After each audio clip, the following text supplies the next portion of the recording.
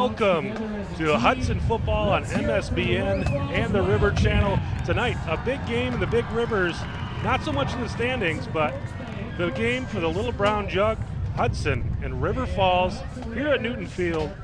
This is the last and final regular season football game on Newton Field before Hudson will head across town next year for their new facility. 55 years here on Newton Field, 55 years on the grass. There's not too many grass fields left in this Big Rivers Conference. Actually, I don't think there's any grass fields left here in the conference, but this is a big game between these two games. The Hudson Raiders getting primed, getting ready to go here for their playoff trip. They didn't make the playoffs last year, back in the playoffs this year, and getting ready to rock. This is a nice primer for them before next week's playoff game.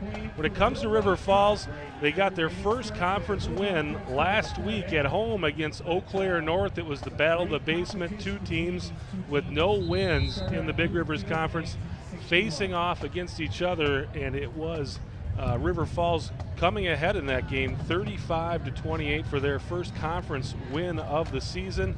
So they're looking to just get one more win here before the season closes out, and what better for them to get a win here against their rival from right up the road here, the Hudson Raiders. Hudson Raiders started off this season with a couple of big victories downstate against some tough competition. Looked good with a win against Eau Claire North, and then on the road at Superior before coming home. Their tough test against Menominee, lost that game, and then headed up to Rice Lake, another tough game, lost that game. But now they're coming off two straight wins, a win at home against Eau Claire Memorial, and then last week, big tough win on the road at Chippewa Falls, 23-15. Raiders will be kicking off here to start this game. We'll have John Wecken joining us next, and if you're wondering where's Joe, Joe is doing a different game tonight, and I was asked to step in. Maybe you know me, maybe you don't. It's Chris Larson. I used to call these Hudson Raider games for 7 years on the River Channel, and once in a while, the guys at MSBN give me a call and say, hey, maybe you want to do a game. So I really appreciate the opportunity to call this game. A fun game for my home team, River Falls Wildcats, and of course, still a fan of my Hudson Raiders, followed them for many, many years, and it's good to be back here at Newton Field for the final game on the grass at Newton Field. And it sounds like, and it looks like John is with us now. John, how's it going? Well, just glad to be here. we got whistles blowing, and I'm guessing the Raiders were offsides. A couple guys ran across the line before the kick was off. I always say John Wecken is the hardest working man in sports media, and every time I come out and do these games and see what you go through before these games, I go, man, I just can't believe this guy goes through this stuff to put these games on the air. But it is an incredible project that you guys have, and what the games that you guys put on the air every week, it is pretty, it's astounding to me. Well, thank you. It is a lot of work, and just had to do a follow-up call with another game we got going over at St. Thomas Academy, so had to step aside quickly. But the Little Brown Jug game, always a joy, and to end the regular season. We'll talk more about it if we ever get this thing going. Forgot to pick up the flag. So Kaiser Helterbrand getting set to kick off. Two guys back deep for River Falls. I believe one of them is Mr. Gretz. Don't have him on the schedule, on the roster. And it's fielded and taken down to about the 30-yard line. River Falls will start from there. It is Mason Gretz on the return for the Wildcats. So Wildcat offense coming on the field at the 30-yard line. And the Wildcats, a little bit different style than maybe what Hudson is used to. They throw the ball around. They've got a couple quarterbacks that like to toss it around. And you might see quarterbacks coming in and out. At least they were when I saw this team earlier this season. But they'll start with Logan Gretz behind center for the Wildcats. And they'll start in the shotgun formation. Gretz back to pass, throws it over the near sideline, incomplete. He was looking for Matthew Wackler. That's his number one receiver, number 89 on the near side there. Well, one thing we're going to definitely deal with tonight, these teams, it's been a stiff wind blowing all day long, gusting in speeds upwards of 20 miles an hour. It's settled down a little bit, but we're dealing with definitely some wind gusts, and that's going to affect the passing game. Gretz back in the shotgun, two men with him. Now one out of motion, and he throws it over to the flats. Got a man, and it's going to be a first down for the River Falls Wildcats. Not sure who that is trying to catch a number, but went in motion and found himself wide open out in the flats. It'll be a first down for River Falls, and that is the number 1 rusher for the Wildcats, Bailey Ronastrand, with the catch there for about a gain of 14 yards. And this time they'll hand it off up the middle. Lots of room there, and I believe that is Noah Langer, and he's going to pick up about 7 yards. Brings up a second down and short for the Wildcats. And that wind you can hear, that's our crowd mic outside picking up those that gust. We'll kind of adjust accordingly here, but a very windy fall day here in Hudson, Wisconsin. The wind is blowing straight across the field, so I don't think anybody's really going to have an advantage. It is basically straight out of the south, and with this field going east to west, I think it's pretty much going to be the same wind for both teams, but it is a stiff breeze coming straight out of the south. Third down and short coming up for the Wildcats. Well, I think if you're the Hudson Raiders, you can't overlook River Falls. River Falls does only have 1 win. They got their first win of the season last week against Eau Claire North, but in a rivalry game, sometimes strange things can happen. So the Hudson Raiders really have to try to take care of business here tonight. Gretz gets it out, and it's going to be completed for the first down, and I believe that is the Mason Gretz on the far side there, and Gretz is going to pick up about 7-8 yards. It's going to be enough for a first down. It'll be River Falls Wildcat 1st and 10 from the 37-yard line of Hudson, and this has been a pretty efficient drive so far for the Wildcats. They'll send a man in motion, and they're going to they'll fake the handoff to Ronastrand and kick it out. Basically the same play they ran before, but back the other way now. That was Jacob Miller. And Miller's going to have enough to be close to the first down. I think he's going to be about 2 or 3 yards short, but a second and short coming up for the Wildcats. A nice drive here to open this football game. Very nice, and I think the Hudson Raiders have to be aware, coming in with only 1 win, but this Wildcat team has shown in this opening drive they can move the ball. They put up 35 points last week at home against Eau Claire North, and looking pretty good here in offense. They go to Ronastrand once again, and he's going to have the first down. He's going to be inside the 25 down to about the 23, 24-yard line, so it'll move the chains once again for this Wildcat football team. And I remember 5-6 years ago, this Wildcat team came in kind of the same situation, down and out, and they came out of here with a brown jug, and it was a shock. I think it was a homecoming game. Yep. It was a shocked Hudson crowd as the Wildcats took the brown jug home that night. Gretz will keep it himself, and he's done that fairly well this season. That's going to be another nice run.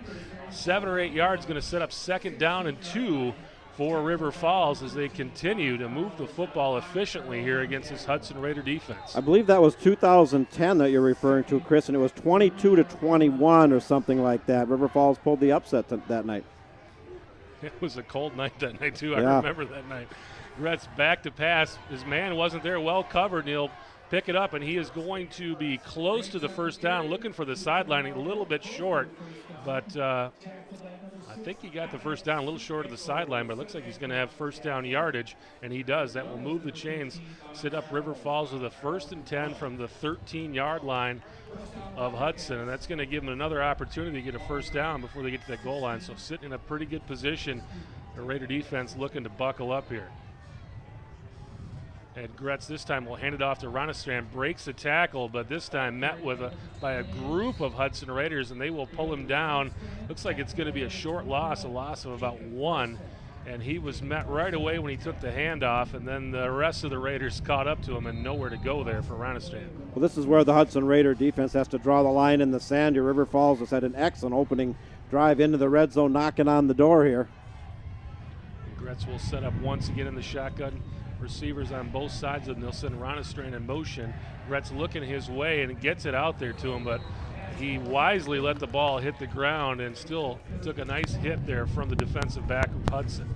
Well, he heard footsteps here, and he knew he was going to get clobbered when that ball was being delivered. So 3rd and long, and the Hudson Raiders with an opportunity here to stifle this very nice opening drive here by the River Falls Wildcats. And they'll send a man in motion, and Gretz throwing for the end zone, looking for Wackler, and the ball goes over his head. It'll be 4th down coming up, and it looks like the River Falls Wildcats will be going for it here on 4th and 11 from the, looks like about 15-yard line. You know, when on the road against a very good team, it's a gutsy move. It also speaks that maybe River Falls' kicking game is, you know, less than stellar. It gets to be a chip shot pretty much from here. And Gretz fakes the handoff, kicks it out to Ronastrand in the flats, and he breaks the tackle. He's going to get down to about the 5 or 6 yard line, but that's going to be short. A yard or two of the first down, and the Hudson Raider offense will come onto the field. So the Raiders able to get themselves out of what looked to be a pretty prickly position there, as River Falls was moving the ball down the field with ease, but came up with a stop there, and now the offense will come on the field pretty much in a hole here at about the 8-9 yard line. So they're going to be sitting here with the shadow of the end zone at their back. Well, you got to be disheartened if you're the River Falls Wildcats. An excellent opening drive. Unfortunately, they come away with no points. A gutsy call going for it on 4th and long, and they did come close, but you're right, Chris. Hudson starting backed up way deep in their own territory.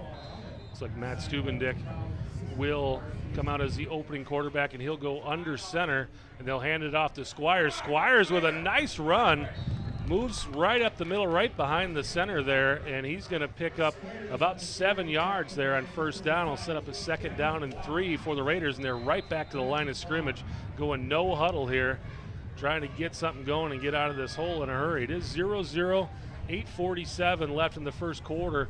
River Falls Wildcats with a nice opening drive. Stubendick will keep it, and he's got the first down and more. He's loose. He's going to go across the 50, down to the 41 man to beat. He gets him wrapped up and will pull him down at the 28-yard line. So a gain of about 40 yards there on 2nd down for Stubendick.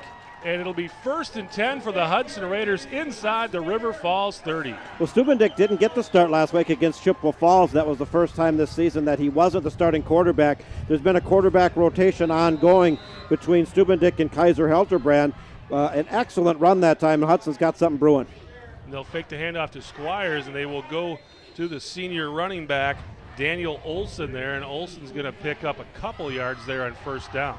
And Olson is a back we haven't seen a lot of this year. Of course, it is senior night, regular season finale, last regular season game at historic Newton Field. So glad to see some of these seniors that haven't seen a lot of action this year get some field time. Stubendick back under center this time. He will fake it to Squires. Give it to Dre Burgess. Wide open hole, and Burgess into the end zone. Touchdown, Raiders. 7:58 to go in the first quarter, and it's 6-0 Hudson. Answers that nice drive by River Falls, but they couldn't come up with points.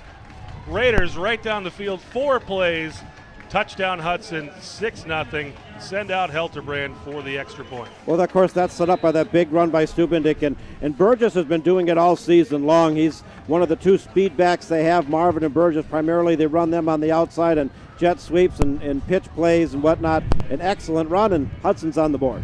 They send Squires right through the middle, and that hole, you could have driven a truck through it. Got to give a lot of credit to the interior of that offensive line, because nobody touched Dre Burgess until he was almost to the end zone. So nice to have speed, but when you got a hole like that, it makes the speed a whole lot more effective. 7-0 Hudson Raiders, 7:58 to go in the first quarter. And I think the key for Hudson here is to establish the dominance. River Falls had a very good opening drive, drove inside the red zone, but came away empty. And Hudson starting on their own, 1 yard line, 2 yard, whatever it was. It was the 8. On the 8, excuse me, deep on their own territory. Deep in their own territory. And they marched right down the field. This is a River Falls defense that Hudson feels they can move the ball on, and did. And 7-0 Raiders. Raiders, you had talked a little bit earlier about that quarterback rotation. Last week they really won by going to the air, a couple of big passes by Helterbrand, and now so far tonight look dominant in their running game. I know we've only seen 4 or 5 plays, but those 4 or 5 plays have gone for big yards here so far today. Well, this is a Raider team that's also tuning up for the playoffs. You don't know if they're going to be here, somewhere else, who they're going to play, but this will be the last game of the season for the Wildcats, but Hudson's got a postseason to think about as well. About 4 teams locked in, and that kickoff by Helterbrand will go out of bounds, and River Falls is going to start this next drive with really good field position. Starting tonight, we've got 4 teams in the Big Rivers locked into the playoffs: Menominee, Hudson, Rice Lake, Chippewa Falls. If Superior wins tonight, they are on the road at Eau Claire North, the cellar dweller of the conference. If they win tonight, they will also be in. If Memorial wins, now Memorial is a little tougher contest tonight. They're on the road at Rice Lake. If they win, they have an opportunity, but from what I hear, it's probably a pretty slim opportunity. They would still have a losing record, but they'd be one of those bubble teams. So looks like we're going to get 5 teams in the conference and maybe even 6. Well, it's been a very successful 2016 Big Rivers football season. A lot of quality teams. Gretz will keep it himself. He's going to pick up a yard or 2 on first down. A short gain by Logan Gretz is going to set up a 2nd and long for this River Falls team. River Falls, I went to the first game of the year, was basically run out of their own place in the first game, and they went over to Merrill and won a game against a Merrill team that ended up shaking up to be a pretty good football team this season, but had gone winless in the Big Rivers Conference until last week against Eau Claire North. That was their number 1 running back there, Ronastrand, picking up about 9 yards on 2nd down and 8, and Bailey Ronastrand will move the chains for the Wildcats once again. It'll be 1st and 10 now from the 47-yard line. River Falls only for their own 47. Give it to Ronastrand once again, and wrapped up by a host of blue jerseys there. Going to be led by Cole Godbout, and that will set the Raiders up here with a nice 2nd and long coming up. It's going to be 2nd down and 12 for this Wildcat offense. See if the Raiders can get these guys back off the field in a hurry and send the punt team out. Gretz from the shotgun, and they're going to hand it off once again to Ronastrand. Raiders take a shot at the ball, but Ronastrand's going to pick up about 3, and it'll set up a 3rd down and about 9 here for the Wildcats coming up. Well, the Wildcats trying to regain that momentum they established with that very solid, very impressive opening drive. And forced into 3rd and long here, probably going to have to go to the air. And the Wildcats very comfortable going to the air, but as you said, with a stiff wind, might be a little tougher throwing the football. But 3rd down and 8 now for the Wildcats. Gretz set to throw, but a flag flies, and it's probably going to back up River Falls another 5 yards. False start, so that 3rd and 8 is going to turn into 3rd and 13. They'll spot the ball at around the 42, 43-yard line. Well, that's something the River Falls Wildcats can ill afford. They're going to have to play a perfect game to pull the upset on the road against the playoff-bound Hudson Raiders tonight. So Gretz with Ronastrand next to him in the shotgun, looking to throw, and he's going to get it off to his receiver. That's going to be Gretz. And it's going to be complete, but well short of the 1st down, gain of about 1 or 2. And that will send the River Falls punting team onto the field. And the Hudson Raiders will come out with Riley Brown and Andre Burgess back to receive this punt. Want to say hello to Barry Olson. Says, thanks for your broadcast. Lets us grandparents in Sister Bay, us over in Door County, watch their grandson Dan Olson play. And we'll have some more information on how you can email the booth tonight. And a high kick. It's going to be fielded by Riley Brown. A little bit of issues back there, but they gather it up, and the Raiders will start this drive at the 25-yard line. Of course, if you choose, you can email us here at the booth at Historic Newton Field. Always love to hear from you. It's very easy to do. Click on the Email Us link on your game tracker screen. You can let us know who you are, where you're listening from, who you're cheering for tonight. We've had excellent audience numbers all season long. People emailing in from all over the place, and want to thank each and every one of you from wherever you're tuning in for Hudson Raider broadcasts on this fall Friday night on MSBN. Stubendick back under center, and they'll fake the handoff, then they'll give it to Burgess. Burgess once again turning on the Jets, lots of speed, breaks out of that arm tackle, down the sideline, dances, but is taken out at the 42-yard line. So another big gain for Andre Burgess. 32 yards there. It'll be 1st and 10 in River Falls territory down to the 43-yard line. That being Andre Burgess, 5'8", 160-pound senior, playing his last regular season game in Newton Field, and another solid run. They'll give it to Squires, and whistles blow, and it's going to be on Hudson, and they will back the Raiders up 5 yards. Going to be a false start on the Raiders. First and 10 will turn to first and 15. Our first score update is coming in, and then another Big Rivers Conference action. The undefeated first-place Menominee Mustangs with an early 7-0 lead over the Chippewa Falls Cardinals. That one at UW Stout. Menominee looking to run the table this year, claim a Big Rivers Conference championship. They'll hand it off to, actually Stubendick's going to keep it, fake the handoff to Squires, and follow him behind the center. Is going to be a pickup of about 2 or 3. I was able to take in that Menominee game here against the Raiders, 4 or 5 weeks ago, and that's a pretty impressive football team. Oh, it's very solid. I mean,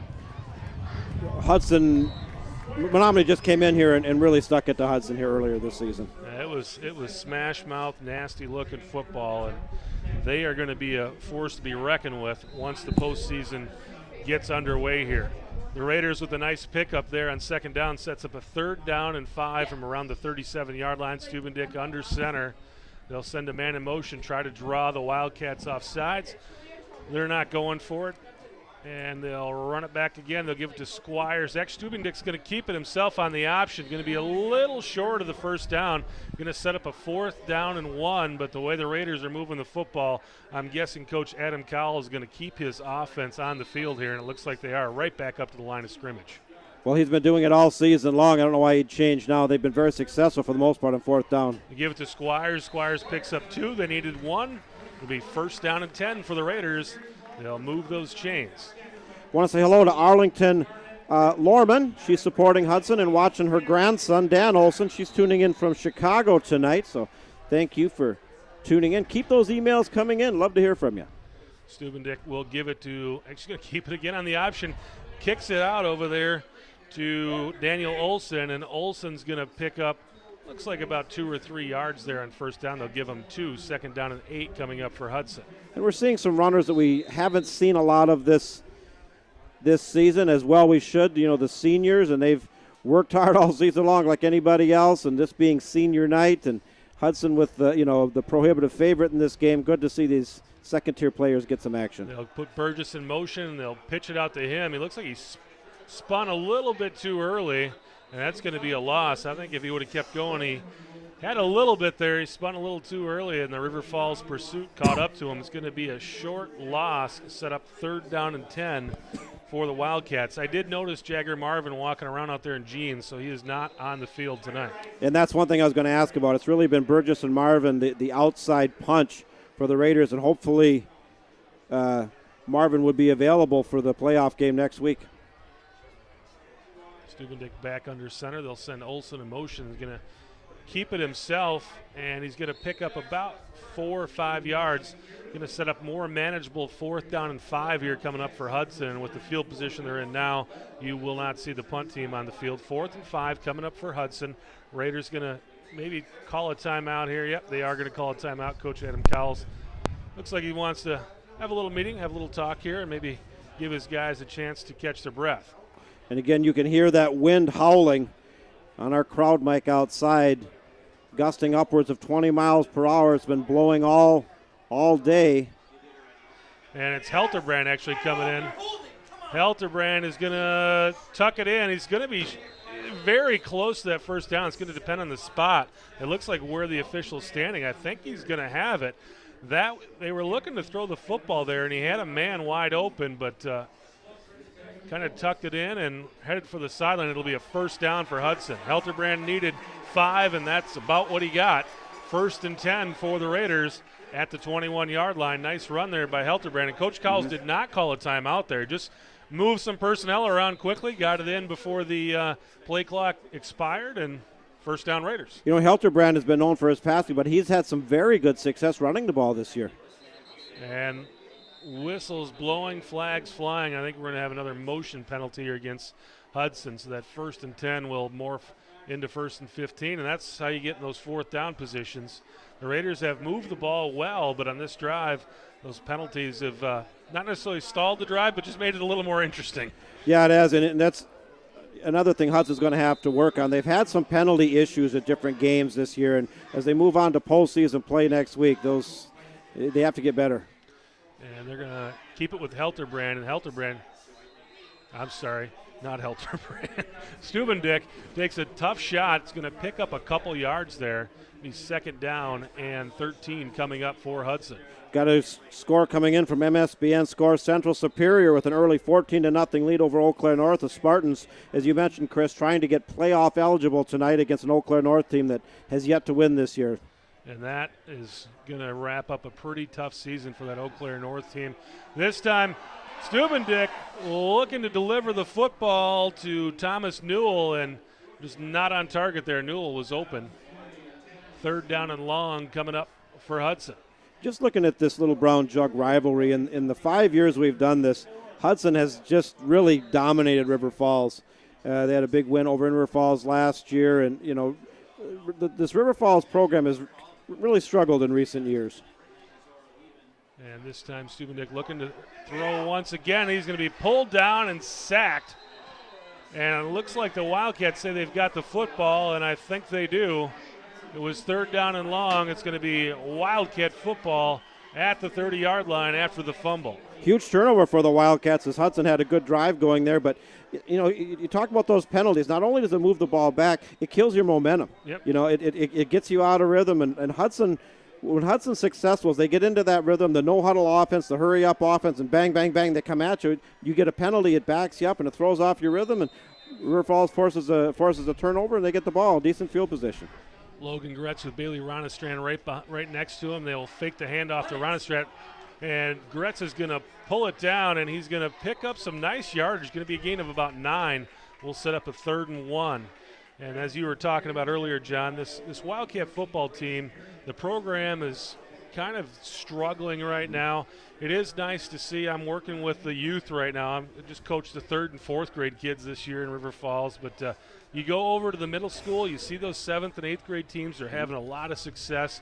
They're winning some games, and we're hoping to see this team come back and really be a force here in the next 4 or 5 years. Of course, this whole realignment thing is going to change things, but we're looking to see this Wildcat team back being what you saw them 20, 30, 40 years ago, and we're building, we're working on it.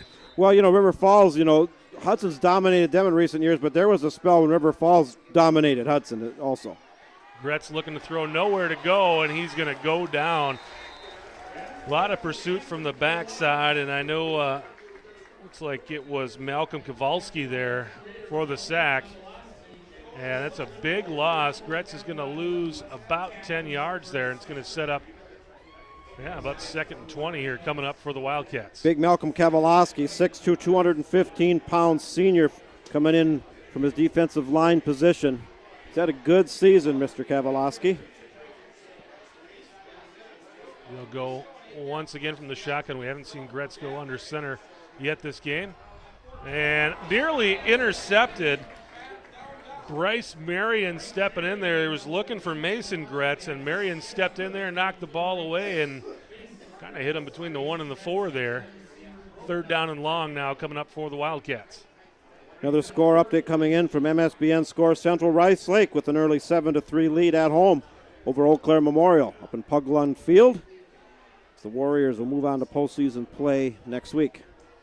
Gretz sends a man in motion looking out that way, and he is driven down, and that is Sidambeko with the sack, and that will bring out the Wildcat punt team. 2 sacks for the Hudson Raider defense on that series, and I think River Falls is going to have to go back to running the football here a little bit because these guys are just teeing off at this point. If Gretz is going to sit back there and throw, they're going to come after him. And Dominic Sidambenko, among others, he's the 5'10", 220-pound senior middle linebacker, kind of the leader of the Hudson defense. He's had an outstanding season.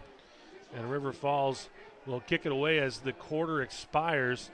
Punt's going to be fielded by Riley Brown, and Brown finds an opening into River Falls territory down to the 30. So you're going to mark it around the 36-yard line, so the Raiders will end this period with some more momentum, leading 7-0 at the end of the first quarter. They had a nice drive that fizzled out due to a penalty, but now they're going to have some great field position here to start off the second quarter. And as we kind of take a break here between quarters, Chris, you had mentioned in passing about a potential realignment, and I've heard some different things. And what you're talking about is the Big Rivers Conference potential realignment. And what's your take on it, and what do you think is going to happen there going forward? I don't know what's going to happen. I don't either. That's why I asked. But it's going to be, if it does happen, basically what we're talking about is they're going to break up basically the divisions that we see when we go to the playoffs, where we've got the big schools playing against the big schools and everybody's kind of broken up by enrollment. That's how they want to break up the conferences. And that will work really well downstate. But it's going to be a tough deal for Hudson if it happens, just because there's just not a lot of schools in this area that are this size. So Hudson's going to be playing the D.C. Everests and the Wausau's of the world if this happens. It would help immensely for schools like Rice Lake and River Falls, who are playing in conferences with teams much bigger than they are. They'd be able to play more like the Osceolas and those type of schools that are more on their level enrollment-wise. So could be a big shakeup. They've been talking about this, made it sound like it was going to happen next year, and now it's kind of sounds like maybe it won't happen. But if it does, it would be very difficult for Hudson, and just in that, the travel is going to be crazy. Well, there's pros and cons, and this has been an ongoing conversation. Minnesota went to district scheduling. We can talk more about that at halftime. And the Raiders will go under center. They're going to give it to Squires, and Squires squirts ahead for a gain of around 3. 2nd down and 7 coming up for Hudson. And you know, the Raiders have put in that other quarterback, Kaiser Helterbrand, for one play, but so far tonight it's been Stubendick, and he has done a great job of moving this offense along. Squires finds an opening, skirts out of a missed tackle, another arm tackle, and Squires is going to have the first down and more down to around the 15-yard line. The Raiders in business deep into River Falls territory, and once again, the Wildcats trying to tackle with those arms. They're going to have to put some pads in these guys' chests, because if you tackle like that, it's going to be a long, long night. Mr. Squires is a big load. Yes, he is. 6'1", 185-pound junior, and he has had another Raider has had a very good season. And they're going to go to Olson this time. Olson's the ball squirts out. Wildcats with an opportunity, but I think the Raiders recovered it. The ball was on the field. Plenty of opportunity for the white jerseys to jump on it, but I think the Raiders got it back.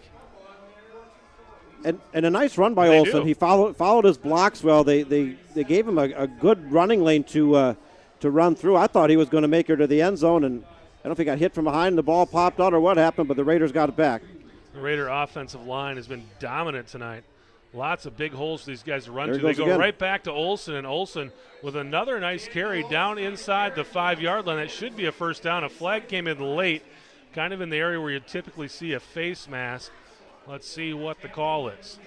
Of course, Dan Olson has some family on listening in tonight from Chicago and over in the eastern Door County area. Going to be a hold against the Raiders. It's kind of interesting. A late flag thrown in there is kind of an odd spot to see a holding penalty, but it is a holding penalty to back up the Hudson Raiders.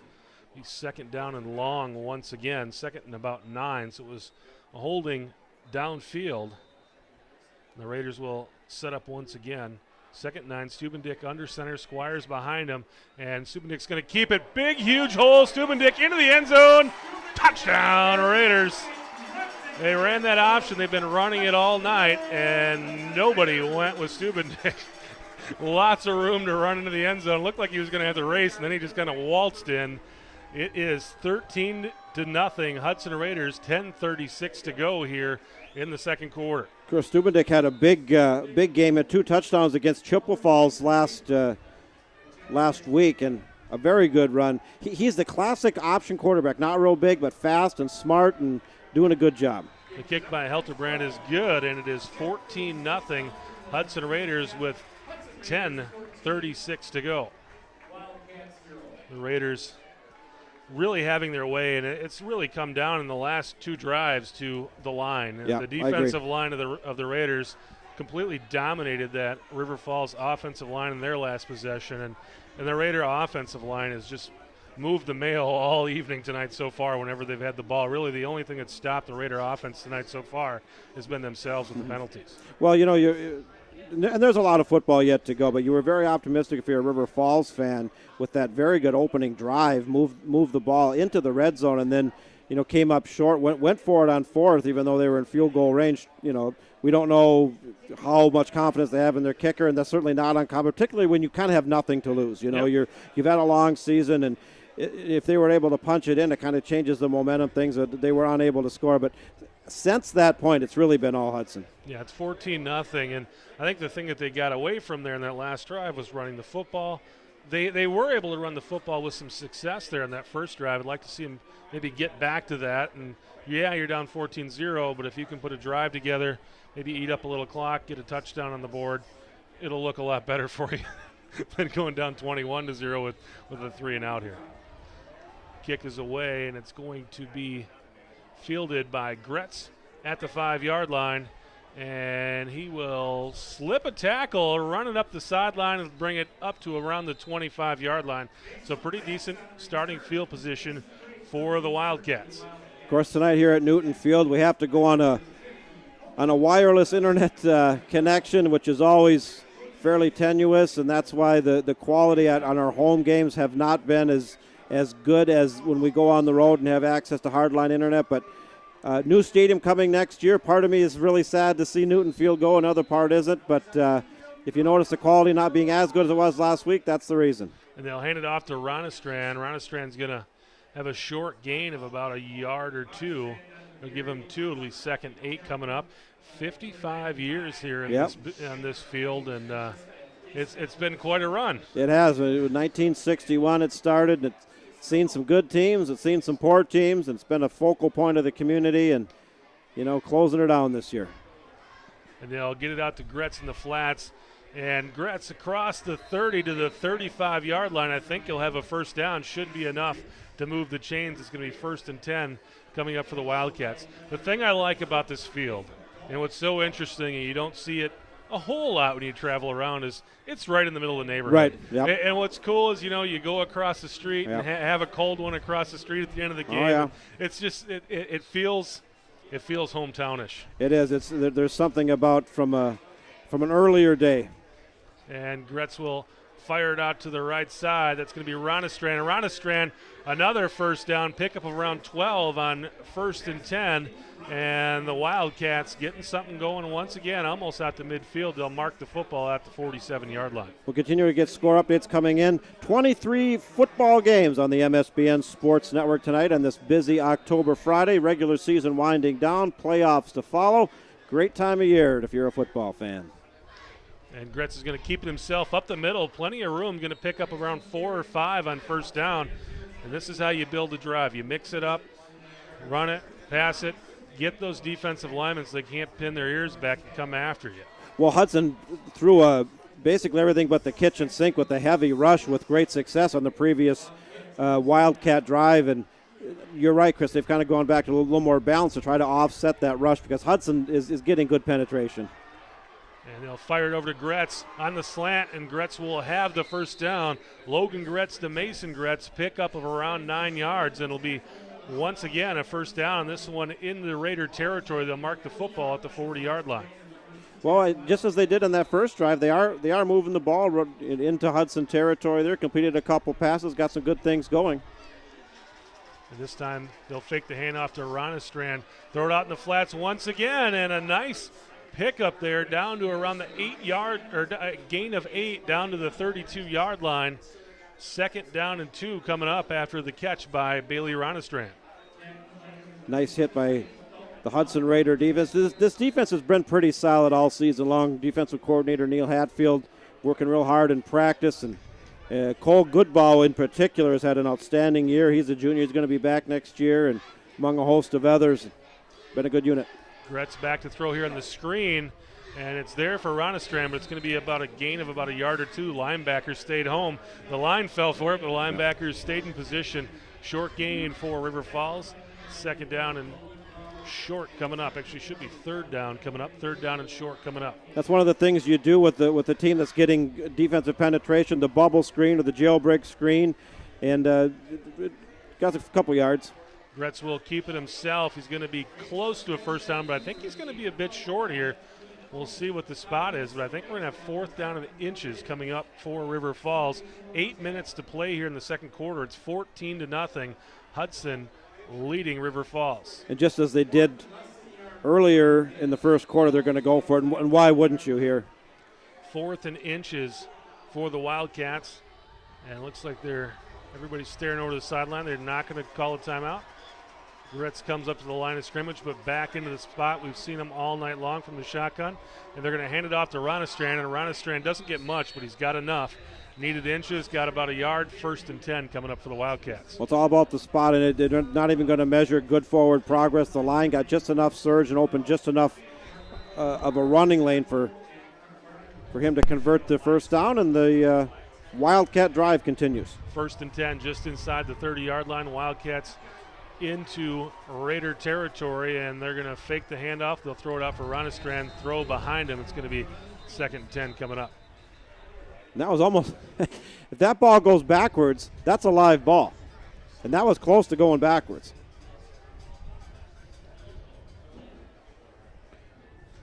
The Wildcats will get things set up again here. 2nd down and 10. Gritz back to the line, surveying the defense. Ronastrand going to stay in the backfield with him. 7:18 to go, and they will hand it off to Ronastrand. Big hole to the left side. He's inside the 20, still on his feet down to the 14-yard line.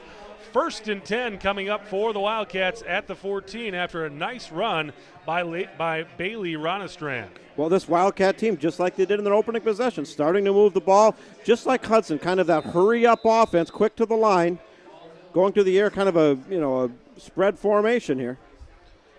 And Gretz with Ronastrand next to him. They're going to fake the handoff to Ronastrand. Ball gets tipped, but still caught by the Wildcat receiver, and he's going to pull it down to around the 5-yard line. Clayton Rasmussen with the catch, and the Wildcats are going to be close to a first down. There is a Raider player down in the field, and he looks to be in some pain. It's going to be Jacob Morissette on the field, and the trainers will come out to tend to him. And the Raiders can ill afford injuries to starters or anyone else for that matter, with the playoffs looming next week. And I want to talk about something, and we've seen this all season long, and River Falls is doing it as well. There's a couple of teams in the Big Rivers that don't do this. Menominee is one of them, just as a matter of note. When a player goes down injured, they go down on their one knee. It's a show of respect and of sportsmanship. And everybody's down on both sides. You'll also notice the pink leggings on both teams, and that's in honor or recognition of Breast Cancer Awareness Month.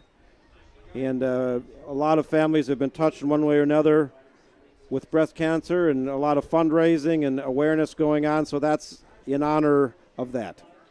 Yeah, big night here at Newton Field with retiring the field, but it's also senior night. We got 32 seniors on this Hudson Raider football team. Jagger Marvin, Andre Burgess, Dominic Sidumbeko, Taylor Mattern, Connor Cameron, Devin Dalton, Jake Danielson, Bryce Marion, Jacob Morissette, Spencer Schmidt, Mitch Hochbein, Anthony Sukup, Tanner Gray, Travis Ryder, Noah Bennett, Daniel Olson, Parker Poling, Colin Kneffelkamp, Tyrell Busby, Rocco DiBerardino, that's my guess at that one, Jack Berg, Trevor Reimer, Logan Nelson, Curtis Whitwam, Toby Hayner, Thomas Berg, Levi Goodman, Jackson Helmers, Thomas Newell, Isaac Schindler, Malcolm Kowalski, Josh Fry, and we've got some Raiders also their last time here on Newton Field. Well, maybe they'll be back next week, but the last regular season game. Yeah, Renee Arndt, Maddie Bates, Eden Crump, Rosa Dunn, Maya Getchell, we call it Riel Hansen, Anna Kroll, Zoe Lewis, Brooke Nagel, Carly Richardson, and Sophia Westerbarth. And then one senior on the cheer and stunt team, Kayla Dreyer. So a big night, seniors, last regular season game here at Newton Field. Well, it is, and you know these 31 seniors, something that's kind of lost in any athlete's athletic career in high school is how much sacrifice the parents have to go through. Chris, you're learning that. I got a boy coming up. I'm sure I'll learn that one as well. But it's practices, it's games, it's commitment, it's a lot of things. And so I want to give a hats off and a recognition to the parents that have had a long journey along with their athletes. Yeah, for sure. You're doing a lot with them. Mine are still pretty young, but yeah, me too. Still a lot of driving around and taking them to practices and getting them to hopefully be in this position. 2nd and 2 for the Wildcats. They'll they will do the handoff, and they are going to be into the end zone. Touchdown, Wildcats. Wildcats get into the end zone there, and it'll be 6:36 to go here in the second quarter. I believe that was Jacob Miller. Miller taking it in on the far side, 5-yard touchdown scamper for the Wildcats, and they will send the kicker out to kick the extra point and try to cut this lead to 14-7. And basically the same recipe I called for. Yep. Mix it up, start running the football again, and it works for the Wildcats. They take it down the field, and an opportunity here to get within 7 points. The kick is up and good, and it is 14-7. Wildcats trying to make this thing interesting. 6:36 to go in the second quarter. And how appropriate is it, as we say goodbye to Newton Field, that the last regular season opponent be the River Falls Wildcats? You know, Hudson has probably played the River Falls Wildcats on this field since 1961 more than any other team. In fact, it would have to be, because they've played they've had a home-and-home series every single year. First, when both teams were in the middle border, and then Hudson went to the Big Rivers. They still maintained that game as a non-conference. River Falls was moved into the Big Rivers in 1989, so then they have to meet every year. I don't know what other team has played the Hudson Raiders as an opponent more than River Falls. It has to be them. You got to be right. Yep. 55 games in 55 years. Mm-hmm. And I don't know the exact record. It's got to be pretty close. River Falls had a heck of a streak there where they won, 12 games in 13 years. Hudson's had a kind of a comparable streak here in the last probably 15 years, but both teams have had dynasties. You talk about the great Raider teams in the mid to late 60s. River Falls had some great teams at different junctures throughout that time period as well. Luke Nelson set to kick off for the Wildcats. Riley Brown, Dre Burgess back to receive. Burgess is going to take it at the 9-yard line. Follows the wedge, and he's got a hole out to the 40, to the 50. It's going to be a foot race, and Dre Burgess is going to win that foot race into the end zone. Touchdown, Raiders. No flags on the field. 20-7 Hudson after the return from Andre Burgess. With his second touchdown of the game, senior Andre Burgess is on fire tonight. He did it as a running back earlier, did it as a kick returner this time. And, it's senior night here at Newton Field, and you want those seniors to shine, and senior Andre Burgess is doing just that. And that was one of those plays. He was very patient. He followed the blockers through the wedge, found a seam, and it was down the sidelines, and it was a foot race he was not going to lose. Helterbrand on to kick the extra point for Hudson. And that's a weapon that Hudson is going to need going into the playoffs, is that special team spark, whether it's or whoever it may be, to break open a punt, to break open a kickoff, change a game, turn momentum, because River Falls just cut that deficit in half, and now Hudson strikes right back. Kick is up and good after some pressure. Helterbrand sends it through there, and it is 21-7 with 6:21 to play here in the second quarter.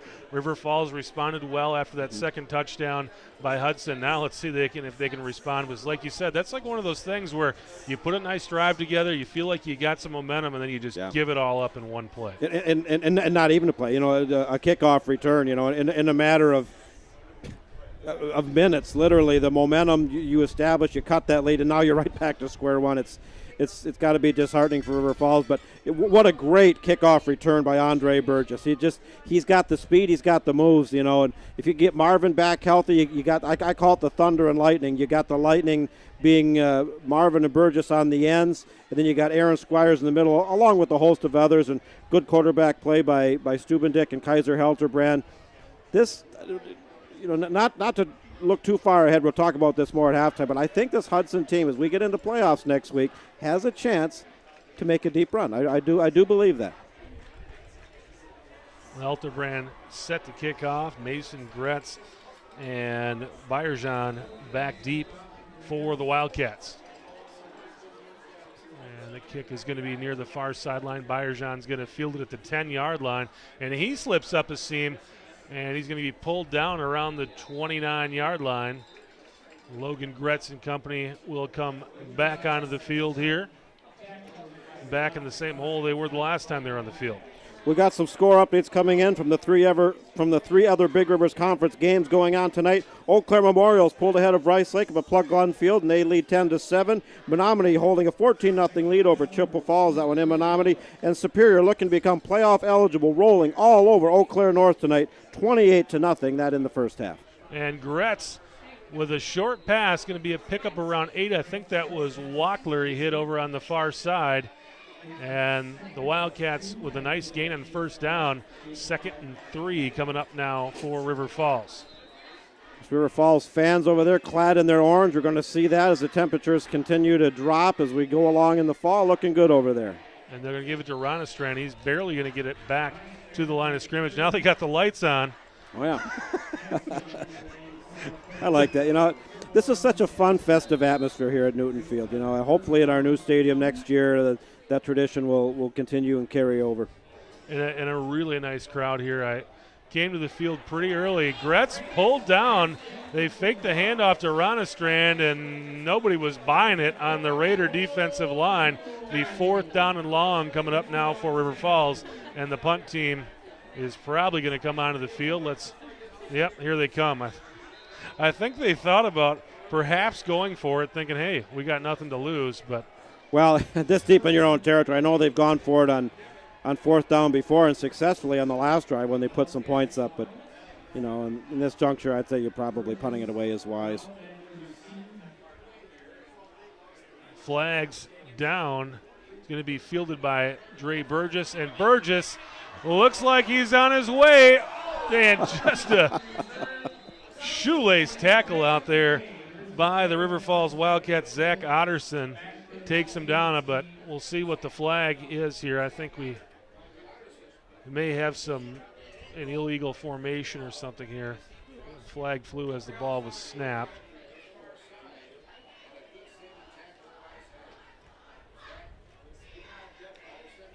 And if it's against Hudson, it's going to negate yet another excellent return by Andre Burgess, who was having an outstanding night here on senior night.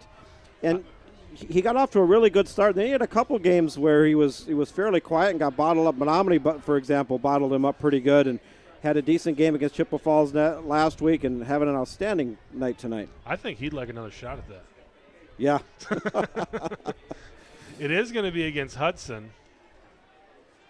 And it'll be interesting to see what River Falls does because what they're going to do here. Well, as they sort it out, I want to say hello to Gary Stubendick. They're watching their grandson Max, watching from Paducah, Kentucky tonight, and they say, go Raiders.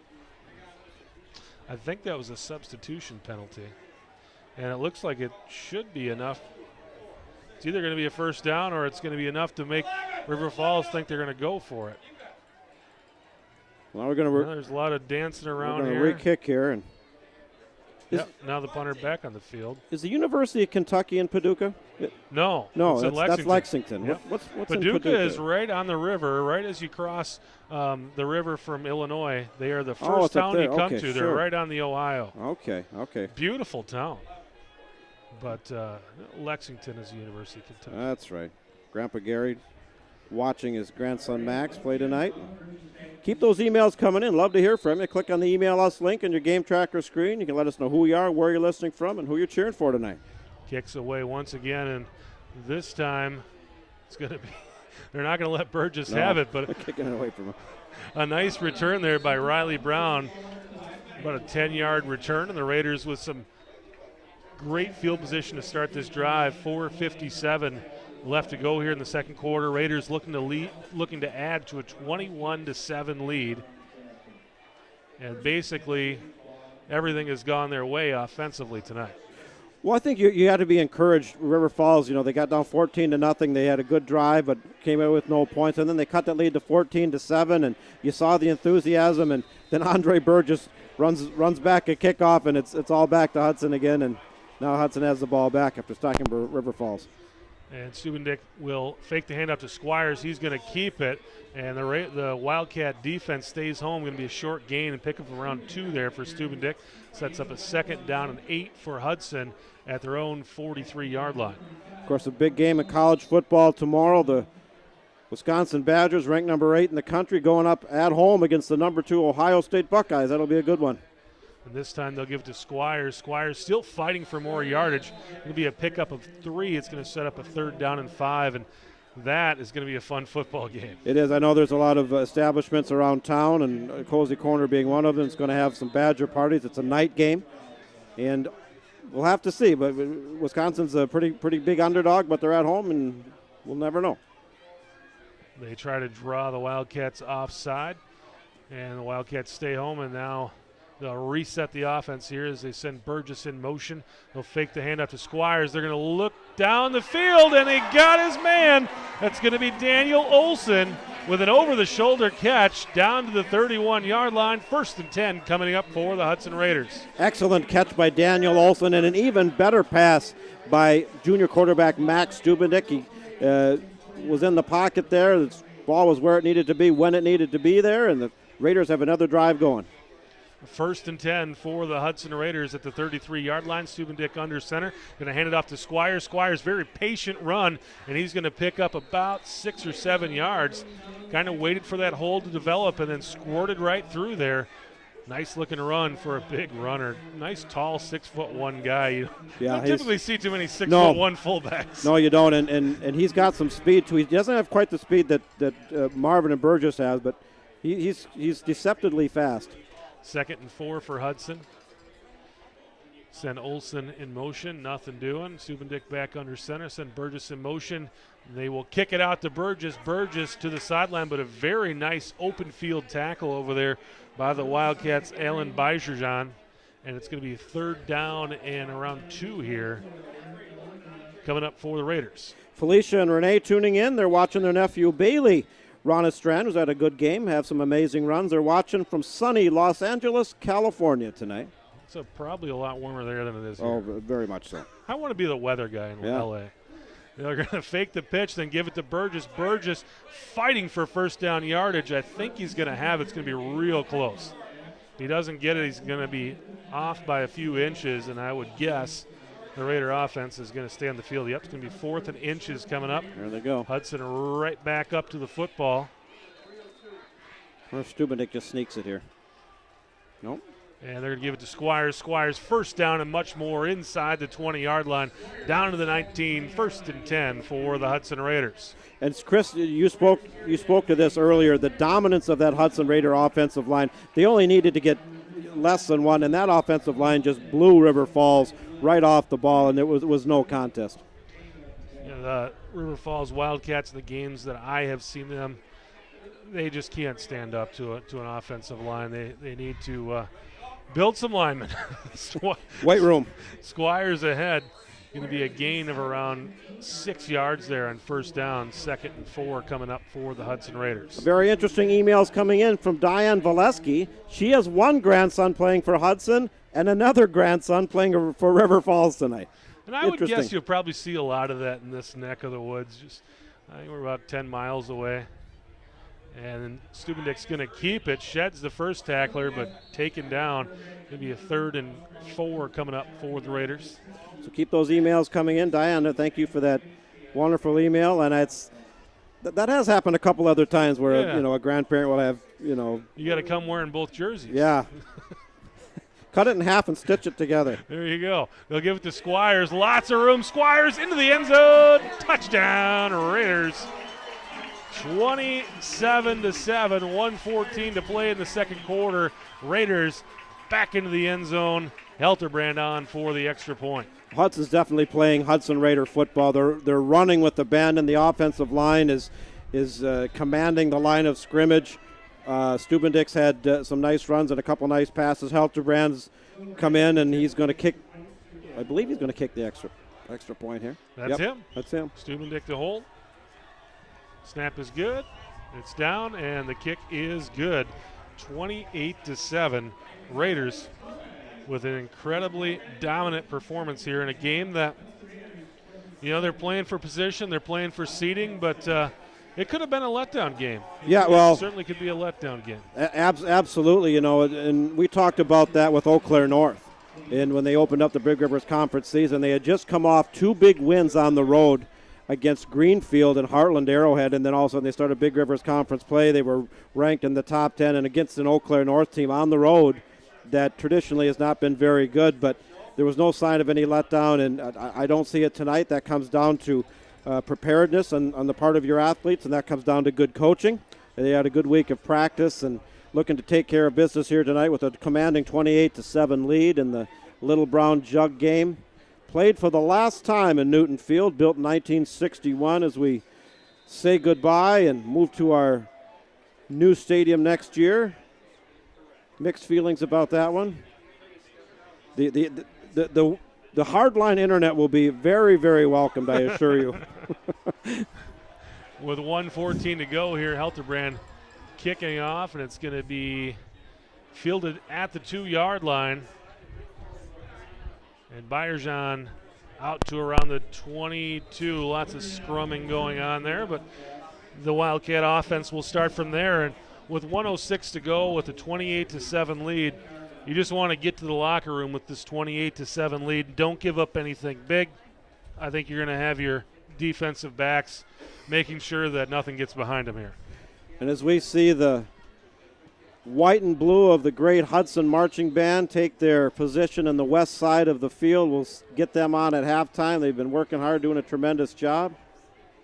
And Logan Gretz tosses it out to the flats. It's going to be Jackson Larson with a gain of around 8 yards, set up a 2nd and 2. Clock rolling, 53 to go here, 53 seconds to go here in the second quarter. Wildcats right back up to the line of scrimmage as they have done all game long. And they will hand it off to Ronastrand. Ronastrand's going to pick up enough for a first down, going to be a gain of about 4. It'll set up a 1st and 10, but clock stops momentarily as they move the chains. 35.1 to go. It doesn't look like Coach Jason Wolf is going to call a timeout. I think they're just going to try to make sure that Hudson doesn't get an opportunity to do anything with it. 30 seconds to go now, clock rolling. They'll send a man in motion, and Gretz will keep it himself, run it up the middle. He's taken down at the 37-yard line. Short gain. Clock rolling at 18, and now it looks like River Falls will call a timeout. They do. Well, as River Falls talks things over, I want to say hello to Bart Germain. The Germain Pool and Country Club are behind the Raiders tonight. They say bring the jug home. That's in reference to the Little Brown Jug, the award given the winner in this ongoing rivalry between River Falls High School and Hudson, going way, way back to the days of the Middle Border Conference, and even before that. Have met every year for, I think it's, 75 years or something like that. It's really been a great rivalry. Hudson's definitely had the better end of it in recent years. They've won all 5 games in the 5 years we've covered Hudson football, and well on their way to it again tonight. But as you've said, Chris, for River Falls, they've had a couple decent-looking drives. They were able to put some points up on one and fell just short on the other, and had a win last week against Eau Claire North, against a North team that hasn't won. So, and the potential about possible realignment and different things, if that comes to pass, that'll change a lot of things. But hopefully, even if that does happen, they'll maintain this series. Yeah, you may get 7 or 8 conference games, and you still have that one game where you can do these type of rivalry games. I remember for many years the Raiders played Somerset every year, and then they finally kind of put that one to bed. But Gretz throws it out to Mason Gretz. Gretz will catch it out to the 45-yard line. Should be enough for a first down. They'll stop the clock momentarily at 11.9 to go before resetting it. Let's see what Coach Wolf does. They may. And now the clock getting set to start here. Be nice for the Wildcats to get a couple plays off. Clock rolling here, 8 to go. And Gretz firing downfield for Mason Gretz, and it's intercepted by Anthony Sukup, and that will end that drive. 1.8 to play here in the second quarter. The Raiders are going to go to the locker room leading this game 28-7. They'll send the offense onto the field here probably for a kneel, and let's head to the locker room, boys. Well, that's Anthony Sukup, but we haven't seen him a lot this year. He's a senior, and great to see these seniors get action tonight. And I'm looking at this roster, and this can't possibly be right. They list Anthony Sukup as 6'1", 130. If that's true, that can't possibly be true. Pretty lean guy. He should not be playing football if that's the actual you should weight. Send him out for a cheeseburger. Yeah. And that's what Stubendick does. He will kneel down in the football. Raiders head to the locker room with a very commanding 28-7 lead. And what do you think we're going to see here in this third quarter when they come back out? You think you may see a quarterback change here? Well, I think being that it's senior night and with the 3-touchdown lead and whatnot, I want to see as many of these seniors, and you read all the names earlier, get some significant action in the second half for both teams. River Falls is the same way. In fact, it's even more compelling for River Falls because they're done. This is their last season, so or last game of the season. A lot of angry phone calls and emails and and whatnot. But we'll have to see it. The seating meeting, we talked about it off the air, will transpire tomorrow morning, and the brackets and the seatings will be released, and we'll know more. And you guys will have the camera crew and everybody ready to go. We will, whether we be at home, whether we be on the road, who knows. As always, it's it's do or die. If you have an off game, your season's done, and upsets do happen. You're going to have a Chippewa Falls, and Chippewa Falls is down 21-0 tonight, so they're going to go into the playoffs. They're already qualified, but they're going to go in as a 5-4 team. And let me tell you, based on what I saw last week, they're a strong 5-4 team. They've had a couple injuries. They're down 21-0 at halftime. Taking a look at a couple other scores, Superior all over Eau Claire North, 42-0. That one at halftime, Superior, that's going to make them playoff eligible. And then Rice Lake finishing out another successful campaign. They're up 20-10 at home against Eau Claire Memorial. Rice Lake going to go Division III. Superior will go 2. The Big Rivers Conference will be well represented. Menominee is going to be a very high seed in Division II as well. So we'll have to see what happens. And River Falls is going to kick off. They're going to send towards Dre Burgess, kind of a squib kick, but Burgess fields it cleanly, takes it to the other side, and he's going to be pulled down at the 30-yard line. And it was maybe a touchdown-saving tackle. And I was about to say, I didn't want to interrupt you, but I wouldn't kick it to him. Yeah, no, I was about to say that. Strategy. They kick it right towards him. But the Raiders will start this drive at the 29-yard line, and it looks like the Raiders will kind of keep that same offense that they had on the field in the first half. Will at least come out here to open the second half. And I think that Coach Cowles probably just wants to build that momentum, maybe put another touchdown on the board. Then I think you may see some more wholesale changes here. So Stubendick will start under the center with Squires behind him. 1st and 10 for Hudson at the 29-yard line. And Stubendick's going to keep this football, not get much. Nice defensive play there by the Wildcats. Going to be a gain of about 1 for the Hudson Raider quarterback. And, of course, for River Falls, just trying to get back into that positive offensive rhythm. They had a couple nice drives in the first quarter. They had some success through the air, kind of that hurry-up offense, a mixture of passing and running, but defensively they're having a hard time matching up against Hudson's line of scrimmage. And they're going to give it to Squires, and Squires gets pulled down after a gain of about 4, 3rd and 5 now, coming up for Hudson, 3rd and a short 5. And I think you'll see the Raiders do what they normally do here, try to draw someone off sides before they snap the football. Stubendick and company right back up on the football. 11 minutes to go in the third quarter. Hudson leading it 28-7 over River Falls. And they will fake the handoff to Squires, and they'll kick it out to Burgess. Burgess down the sideline, 1st down and more, out to the 46, 47-yard line. 1st and 10 coming up for the Raiders after a nice pickup for Dre Burgess on 3rd and long. And Andre Burgess, a senior, having an outstanding night. He's already returned a kick for a TD. He had a rushing TD as well. And if you're wondering about Jagger Marvin, the other starting running back who's had an outstanding campaign, he's out tonight. And whistles blowing. Looks like it's going to be an official's. Nope, River Falls will call timeout there. Looks like we got a flip. I'm confused to what's going on here. I'm always confused, so it doesn't looks like doesn't it's matter be as much. A timeout for River Falls. We want to invite our viewers to email us here at Newton Field up in the box. Love to hear from you. Had some nice emails in the first half. Keep them coming in. It's very easy to do. Click on the Email Us link on your game tracker screen. You can let us know who you are, where you're listening from, who you're cheering for tonight. I know we also have some River Falls fans on as well, tuning into our stream. Of course, we're representing Hudson. We try to also represent the visiting team positively as well, and try not to be the Paul Allen of high school football here. You brought an interloper into the booth with you tonight. That's true.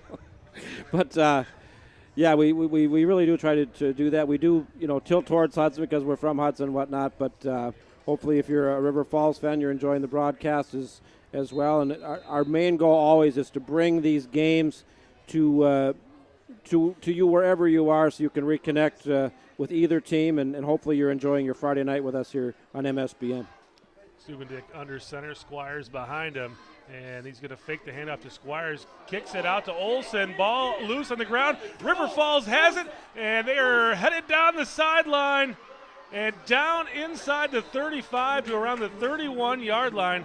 Ball come loose, and that one was just kind of a wild decision there. Stubendick kicked it out to Olson. Olson never had the football, and the River Falls Wildcat defense scoops it up, takes it down to the 31-yard line, and here's a spot where if they can put one of those nice drives together, they can get that momentum back, slice this lead in half, and maybe start to work on something here. Well, when you're an underdog trying to pull an upset, particularly on the road against a good team, you got to take advantage of the opportunities given to you in the form of turnovers, and here they have a chance. And Gretz hands it off to Ronestad, but it's Dominic Sidambeko making a nice tackle behind the line of scrimmage. Loss of 2 for Ronestrand, and it's second and long now for the Wildcats. Sidambeko, he's had such a solid senior campaign. He's the middle linebacker out there, and he's a big physical kid, makes a lot of good plays.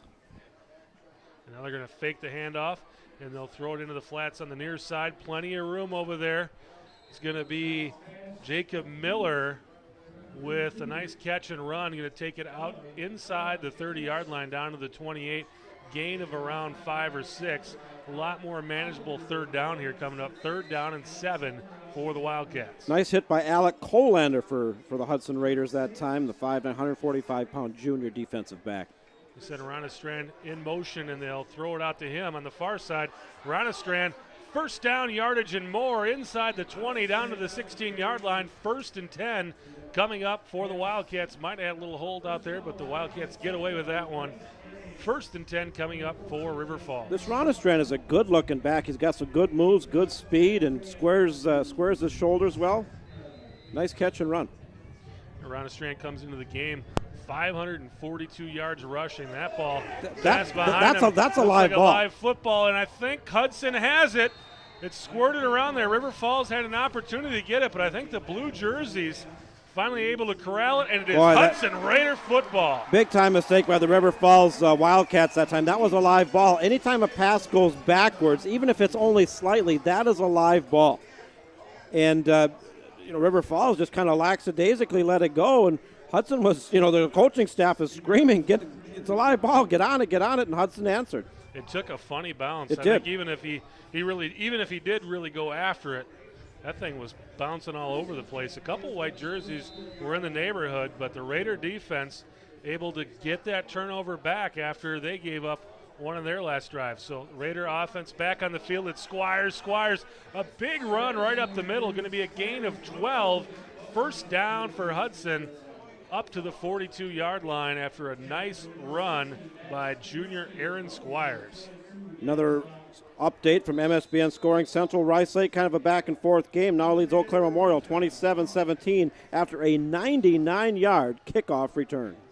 And they'll give it to Squires once again, fighting for yardage, going to pick up about 3.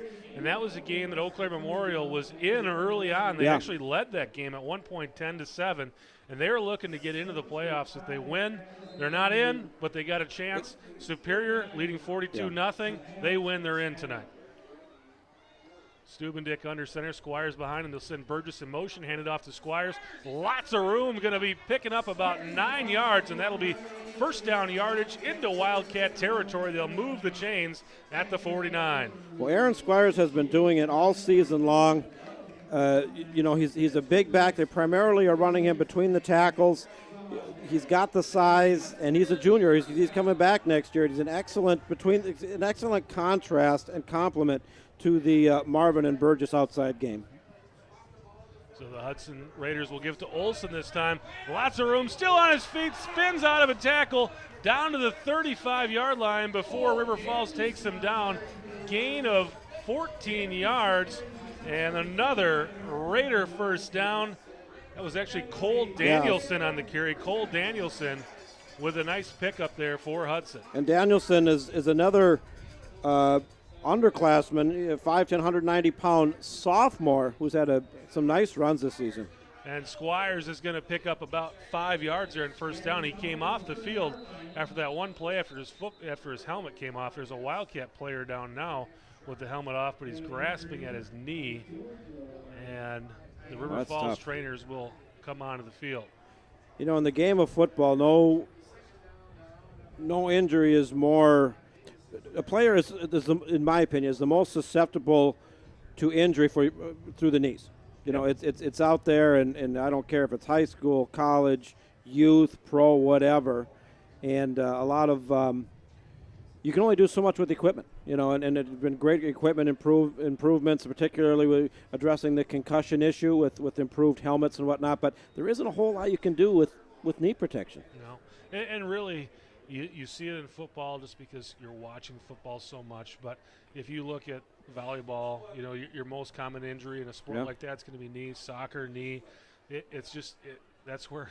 I mean, we use our legs when we play sports, and usually when we get hurt, that's going to be where it's going to be. And in football, it can happen both offensively and defensively. Oh, yeah. Absolutely. And you can see it anywhere. You can see it out in open field. You can see it in the line.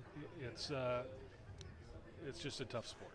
And again, all the players on both sides down on one knee. It looks like the young man is to his feet. He's going to have to be helped off. And while he heads south to the River Falls sidelines, we're going to temporarily go into the MSBN email bag. And Jolene Dalton said thanks for the coverage. She's watching from Chicago, watching my boys. Devin, 9, injured unfortunately, and Jacob, 36, the Dalton boys. It could be there for parents' night due to a conference in Chicago, but catching the last quarters. And Jolene thanks us for the broadcast, and we want to thank you for tuning in and joining us tonight. I remember, Devin Dalton, and definitely a name we've called several times this year. Devin and Jacob. That's right. But it is cool. You talked earlier about how you can watch this thing all over the place. And my old compatriot in the River Falls box was Joel Eby, and he's always telling me how many times he watches you guys. Raiders will hand it off to Squires, and Squires, another long run. About an 18-yard run there for Squires. Going to be first down yardage inside the 15-yard line. There is a flag down, and that's in the neighborhood of holding. I think this one is going to come back. Well, another big run by Squires. He's got to be getting close to 70, 75 yards by now. And, of course, Burgess has had, the big runs, and he's accumulated a lot of yards. And sure enough, it's going to be a hold, so they're walking it back. I want to say hello to Aunt Rita, and she says, great game, Raiders, and says, way to go, number 22, Spencer Schmidt, for a great senior year. And I actually talked to Spencer. He works down at the Holiday gas station down the street, just down the street here from Newton Field, and talked with him briefly, and he's had a real nice senior year. He plays on the defense, and pleasant young man, so he's out there, and Aunt Rita tuning in.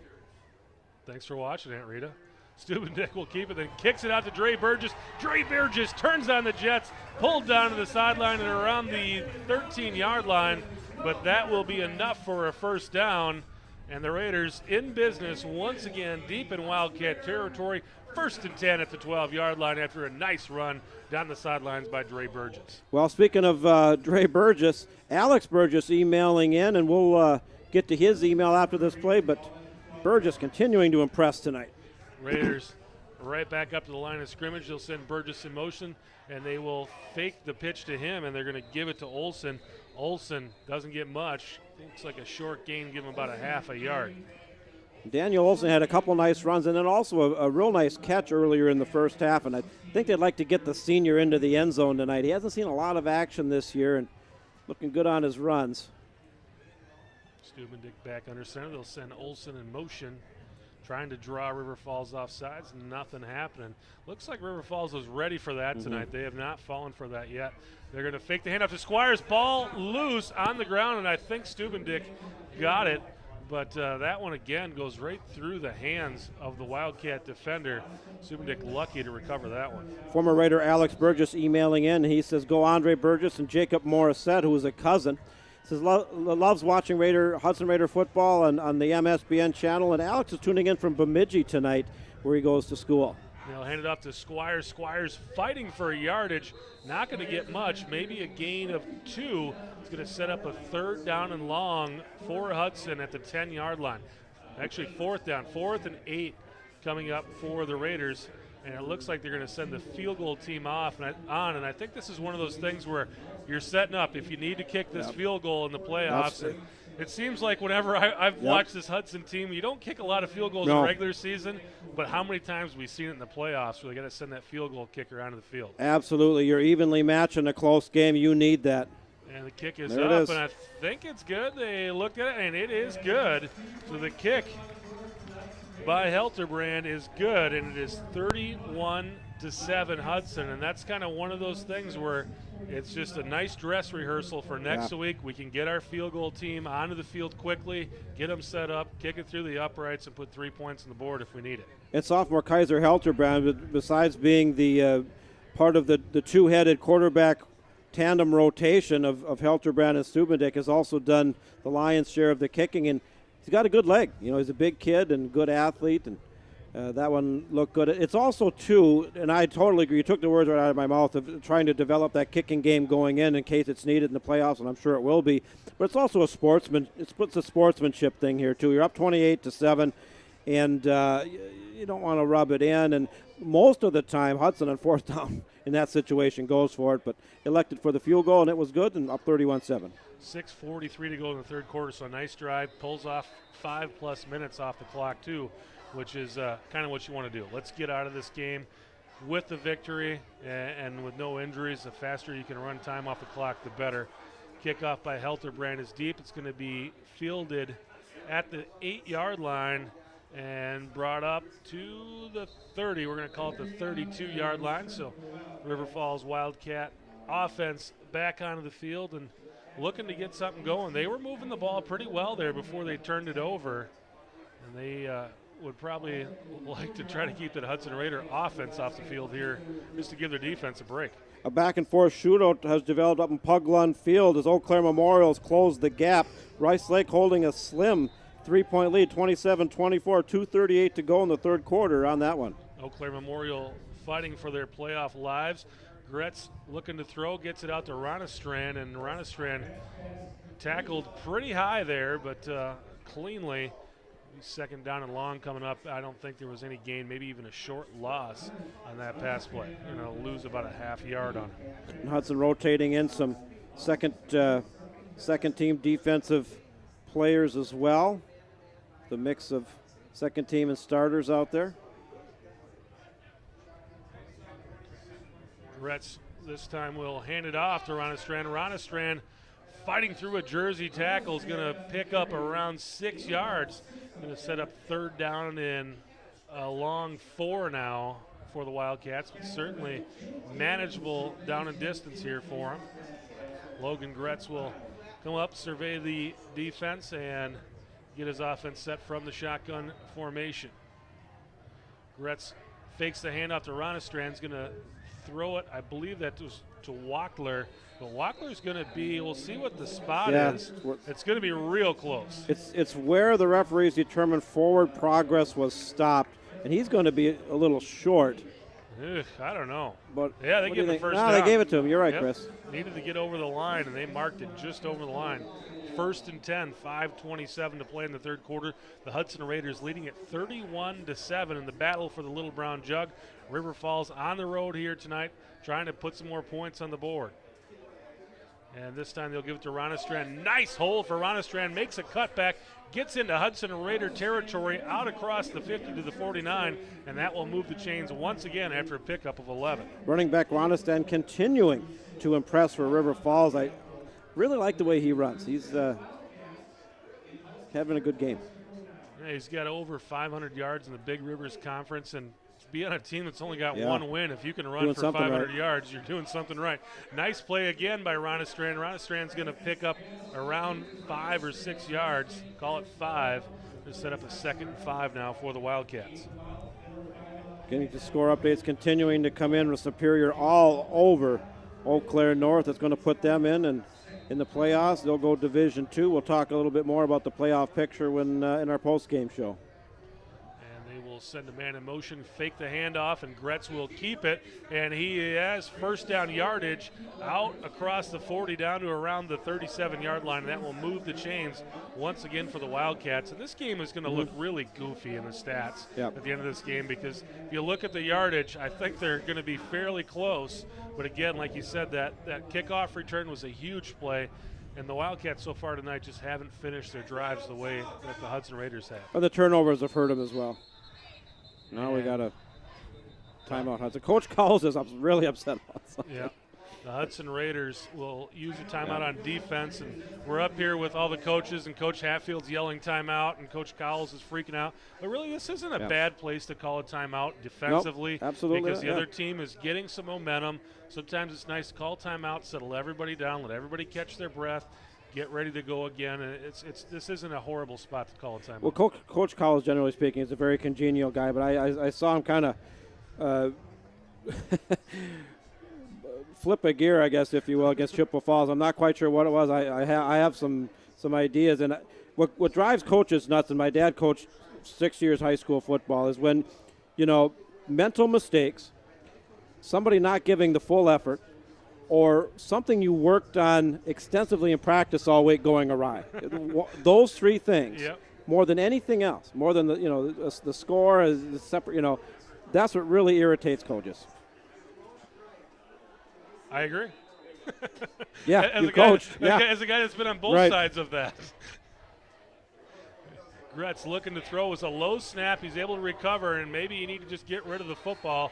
He's going to go down at the looks like around the 44-yard line. It's going to be a loss of about 7-8 yards. And for a guy, Logan Gretz doesn't make a whole lot of mistakes at the quarterback position, but I don't know why he didn't throw that football away. Well, Lonnie Meineke is a name I remember. Said, I'm going to miss the legendary Newton Field. Let's go Raiders. Lonnie, I have to agree to a point with you on that one. Good to hear from you. Yeah, this old grass field. Yeah, last one. If I'm one. not mistaken, this is the last one. It They is. give it to Mason Gretz. Mason Gretz, first down yardage down to the 26-yard line, and that should move the chains for the Wildcats. So a nice little receiver screen, and it's Gretz to Gretz, and that will move the chains for the Wildcats. 3:56 to play here in the third quarter. 31-7 Hudson. River Falls looking to at least kind of make this look more respectable here. And the Gretz to Gretz combination, they've ran that successfully several times tonight. Yeah, Gretz is his second leading receiver, but honestly, when they make the big plays, it's usually Gretz to Gretz. That time, Gretz goes forward, Logan Gretz forward for 6 yards, sets up a 2nd and 4 at around the 20-yard line of Hudson. Another score update from MSBN Score Central. The Menominee Mustangs looking to finish the Big Rivers Conference season undefeated with a 21-6 lead over Chippewa Falls, as the door has blown open, and I will go shut it. Well, there's a lot of wind out in the field. We don't have to deal with too much of it in here, but some wind coming into the booth here now. There goes my papers. My goodness. Gretz is going to be close to first down yardage, but I think he's going to be a hair short. We'll see where they mark it. It's probably going to be third down in inches here coming up for the Wildcats, and that is going to be where they set it up. It's like the Wizard of Oz, where the tornado comes and blows everything. And third down in inches for the Wildcats. 2 receivers in the backfield with Gretz. They'll send one in motion, and Logan Gretz will follow Ronastrand through the hole, and I think he has first down yardage. Needed some inches, got about a yard, and that should move the chains for River Falls. Well, I see some pretty positive things out of this River Falls offense tonight. They're doing some good crossing routes and some bubble screens and different things, and complementing that with some decent runs. the record doesn't show it. I understand that, but this is a decent high school football team. Offensively, anyway, they are able to move the ball. Yeah, and really they come into the game with one win in conference, but they haven't been really run out of the building all season long like you see with like Eau Claire North has had to deal with this year. They lost by about 30 to Menominee, but they actually played with them for a little while there, and that game was played over in Raymer Field at River Falls. But, it's a program that I've alluded to a little bit. They've got a lot of nice young players coming up. You go over and ask them how the 7th grade team and how the 8th grade team did, and they seem to have a lot of good reports. And I think it's a program on the up, but there's still a lot of work to be done down there. But you look at the facilities and everything they've got going on. Wonderful. There's no reason why we can't have a great football team down in River Falls. And Gretz will throw it out to the left side. We're going to have a receiver, but I think we're going to have a holding call. He got it to Jackson Larson. Short gain, but I think that's going to come back. It's going to be a holding call downfield. Let's see what the officials come up with, but I think this one's going back. Yeah, I see Spencer Schmidt, among others, clapping their hands, and it was thrown in the, in the neighborhood of a hold. Yeah, you like to see your players blocking downfield, but sometimes they get a hold of a little jersey, you're going to negate your run.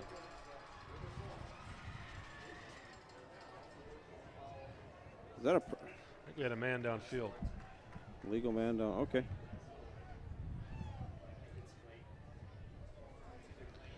Either way, we're going to back this up. First down over again. Of course, the final week 9 of the high school football season in Wisconsin. Minnesota finishes next week on Wednesday. Seems like so long ago we started this season on a warm August 18th night down in Middleton. 10 days, more than 10 days before school even started. And here we are in October and putting a wrap on her this year. I missed the officials' call there, but they moved him back 25 yards. I mean, I was wondering if it was also a personal part. It had to have been because that's the only thing that would explain it. I think they counted off some yards for the penalty and then another 15. And if we've talked about tonight how basically the only thing that stopped the Hudson Raiders offense is their penalties.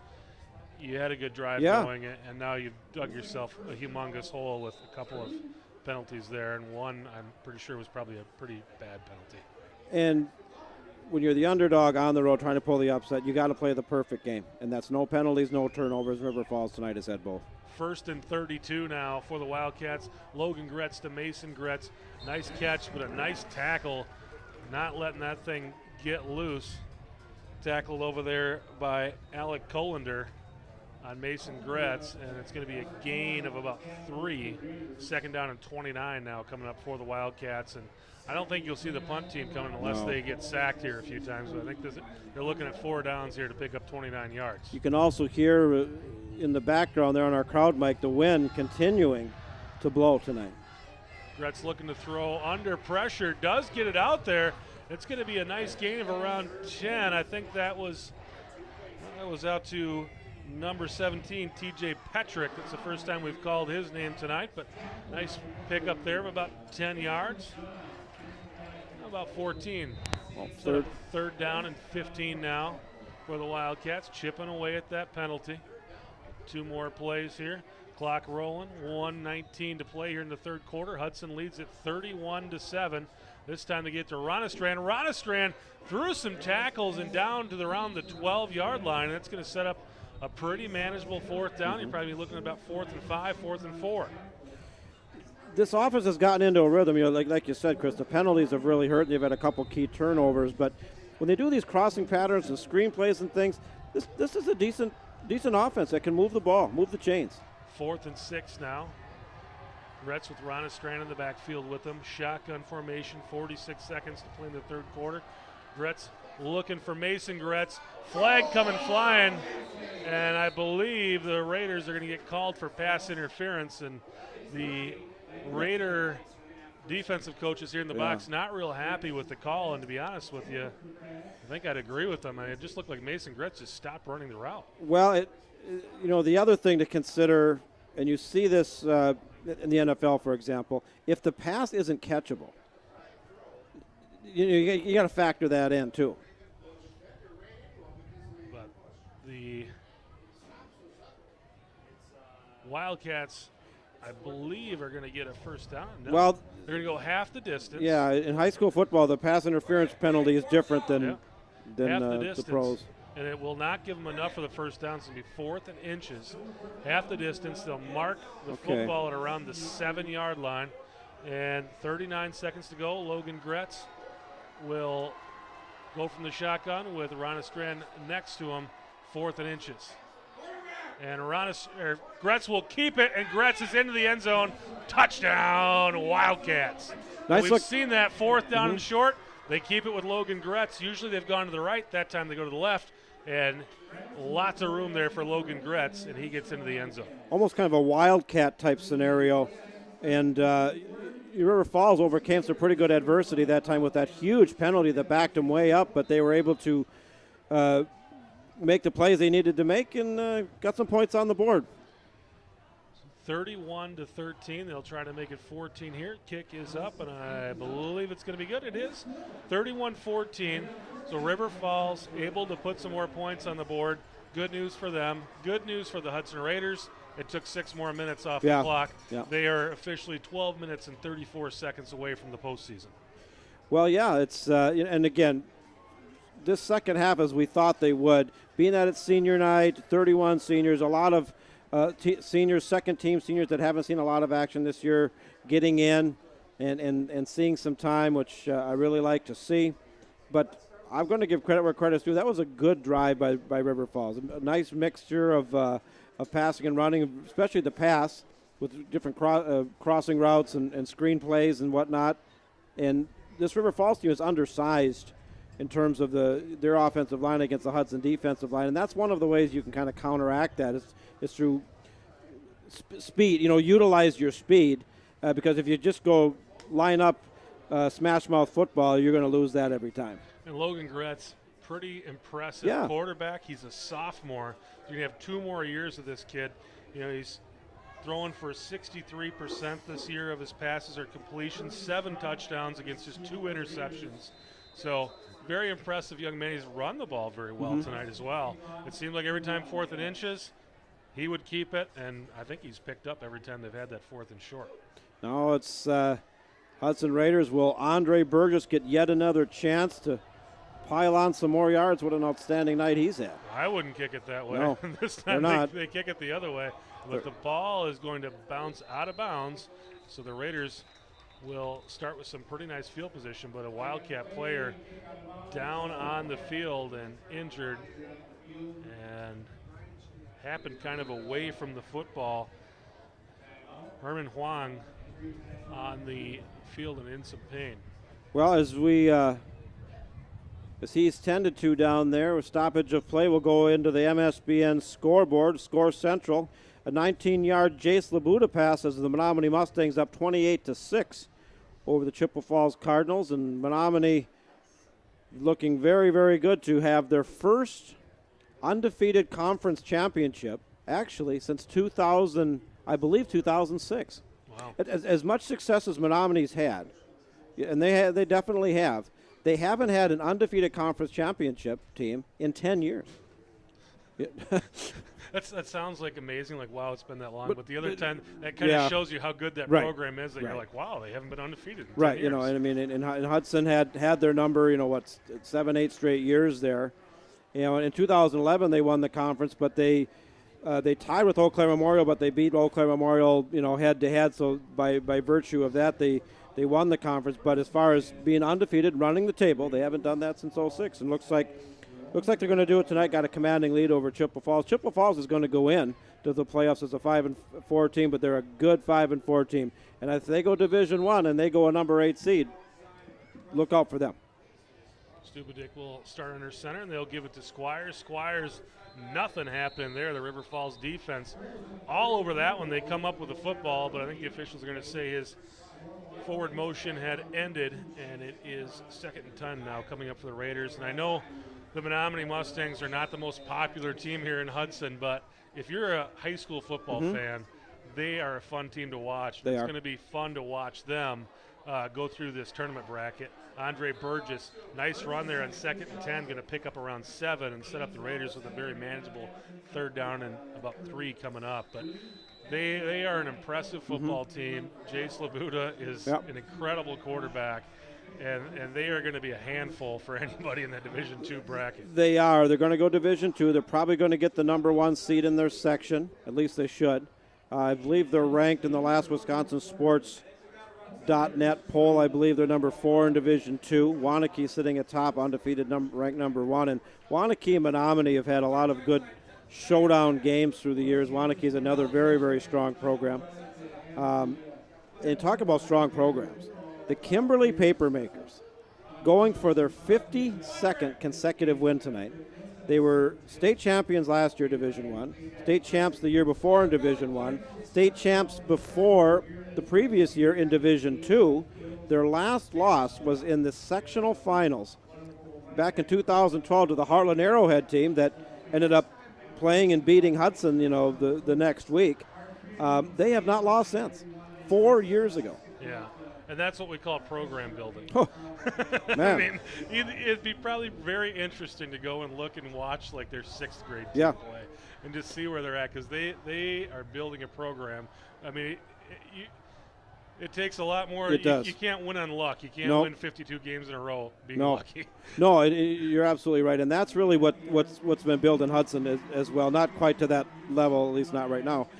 But for many years, particularly in the years when Hudson first came into the Big Rivers Conference, that goes back in '86, there were years where, boy, the wins were few and far between. But they've built a winning mentality here in Hudson, and that goes from the youth program all the way on up, and it's bearing fruit here tonight in this very successful season.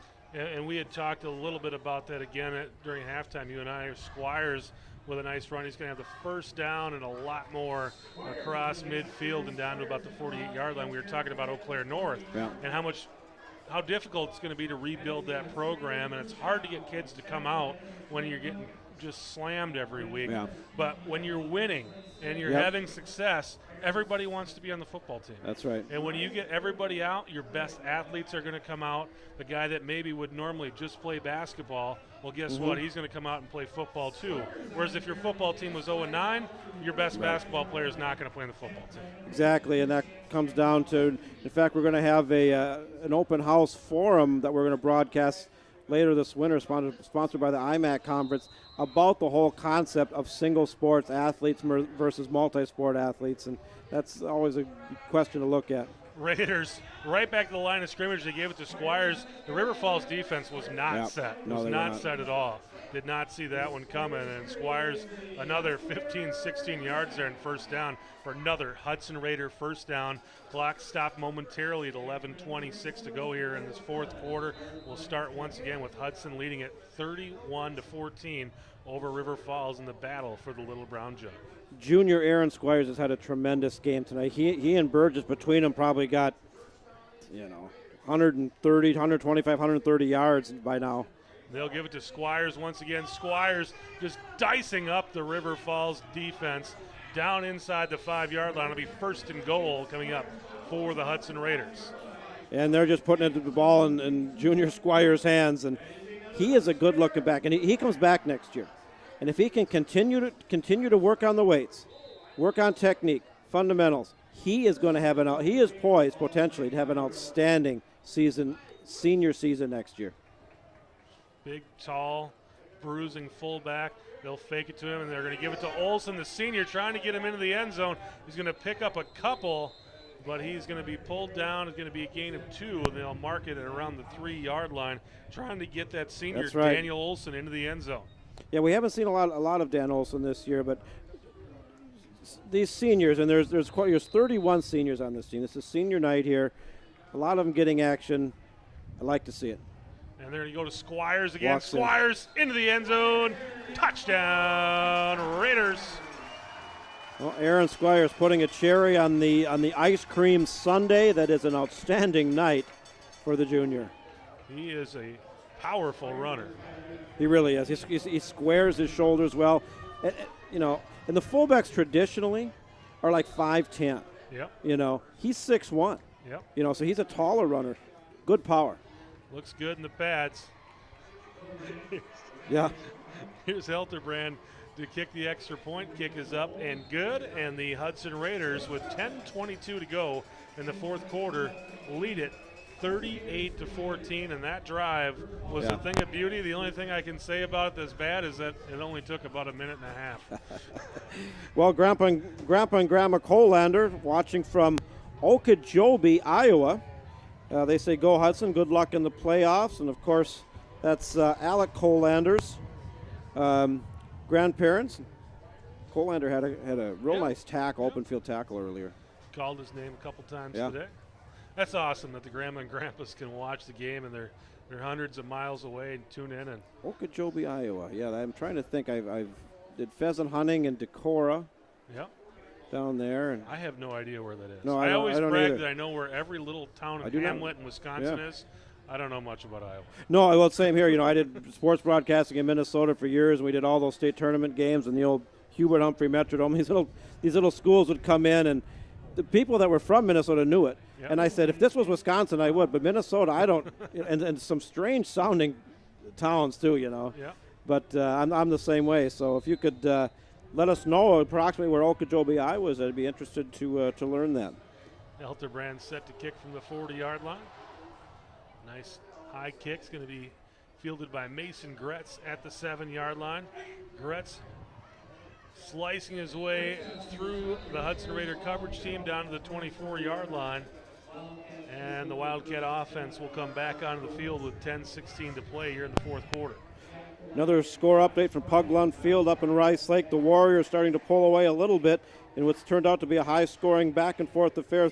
They had a touchdown, 33-24, now up over Eau Claire Memorial. One of three other games in the Big Rivers Conference tonight. Superior all over Eau Claire North. They were up 42-0 at halftime and well on their way to becoming playoff eligible.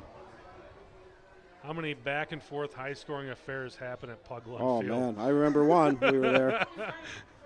Nice run there by Ronastrand. Going to be a pickup of around 11. Should be first down yardage for the Wildcats. What was that game, like 57 to 55 or something? No, it was 56. It was 2014. It was 56 to 54. I do a couple radio call-ins, and I remember doing the call-in on that game, and I said it was 56-54, 1,200 yards of offense. Wow, what an amazing game. And this time they give to Ronastrand once again. Ronastrand another pickup of 11, 12 yards, almost out to midfield, and that will move the chains again for the Wildcats. Yeah, that was one of those games. I think the Hudson Raiders had a field goal, a long field goal to try to win Yeah, it. they did. Christian Bell. Yeah, heck of a kicker. Just shanked one. He had a real good career with the Raiders, and yeah, that one fell just short. And Gretz will hand it off to Ronastrand again. And Ronastrand again. Big hole, big yards. Going to be a pickup of 17, 18 yards before he's pulled down around the 31 or 32-yard line. My papers are going everywhere. We're just done with the papers. Bailey, but I'll tell you who isn't done is Bailey Ronastrand, and he is a senior. This is his last game. Good-looking run. He's at a very nice conclusion to his high school career tonight. Yeah, why not just keep feeding it? Last time on There the he goes field again. for him as a high school football player. This time, the Raider defense there and ready for Ronastrand, and I believe that was Cole Goodbow out there on the tackle. Going to be a loss of around 3. Nice tackle behind the line of scrimmage there for Goodbow. Sydney Squires says, go Aaron, that being Aaron Squires, watching you. She's watching from Michigan this weekend, so let's bring home some W's. Keep going, stud. Boy, Aaron Squires has had a heck of a fun game. Heck of a night tonight. Wildcats will send a man in motion, and they're going to hand it off to him. Not much yardage there for Jackson Larson. Going to be a short loss. They set up a third down and very long now for the Wildcats. Going to be about 3rd and 13, 3rd and 14 coming up. Clock running, 8:40 to play. Hudson Raiders 38-14. They're leading this one. Battle for the Little Brown Jug. These two common opponents. A series that goes back 75-plus years. They'll hit Ronastrand. Ronastrand out across the 30 down to the 26-yard line. Going to set up a 4th down and about 5 after a nice pickup around 10 yards there for the Wildcats. And Ron Strand continuing to impress, and it goes without saying River Falls is going to go for it here. So 4th down and 5. Wildcats trying to extend this drive. Hudson Raiders trying to get their offense back on the field. They run the screen to Gretz, and it's going to be dropped. The Hudson Raider defense played that one all the way to the corner, was keeping his eye on Mason Gretz, and just batted that football away.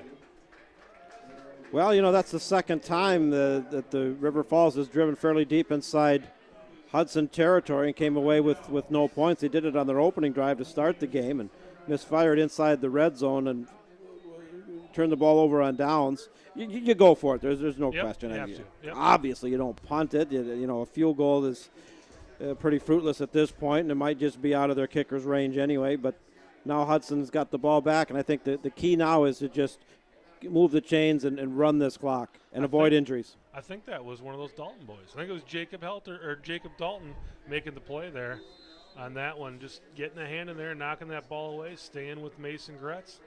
Raiders make a change at the quarterback position. They put Helterbrand in there, and Helterbrand with a handoff on 1st down and trying to get a number on the man with the ball there. That was number 3, Jaden Carranza with the carry, and Carranza, a junior, getting an opportunity to play a little fullback here. Yeah, Hudson's going to have a lot of good juniors on this team. They're going to bring back a nice nucleus next year. Yeah, it's amazing. You got 31 seniors, but a lot of really talented juniors. Oh, yeah. You got a junior quarterback, and then you got Helterbrand, a sophomore. Cole Goodball is a junior. Squires is a junior, among a host of others. Yeah, so 31 seniors, but a lot of junior leadership as well. Helterbrand back under center, and they're going to give it to Carranza. Carranza should have the 1st down out to around the 39-yard line. And I was talking to you a little bit too. River Falls has a junior league hockey team this year that actually tonight they're playing their first home game down at the Wildcat Center. And the reason I bring that up is Jordan Carranza, former Raider. Hudson Raider I remember him. Football player and hockey player, playing with that River Falls Renegades team. They're back on the ice again Sunday if you want to go down and check out that game. It's a 2:30 game at the Wildcat Center. We had former Raider playing. You bet. MSBN had a contract with the old MNJHL, Minnesota Junior Hockey League, now no more. We had about 1,000 games we did with that league over the course of 3 years. And if you're a hockey fan, that's definitely go check them out. We had timeout here for the River Falls Wildcats. 6:54 to go here in the game.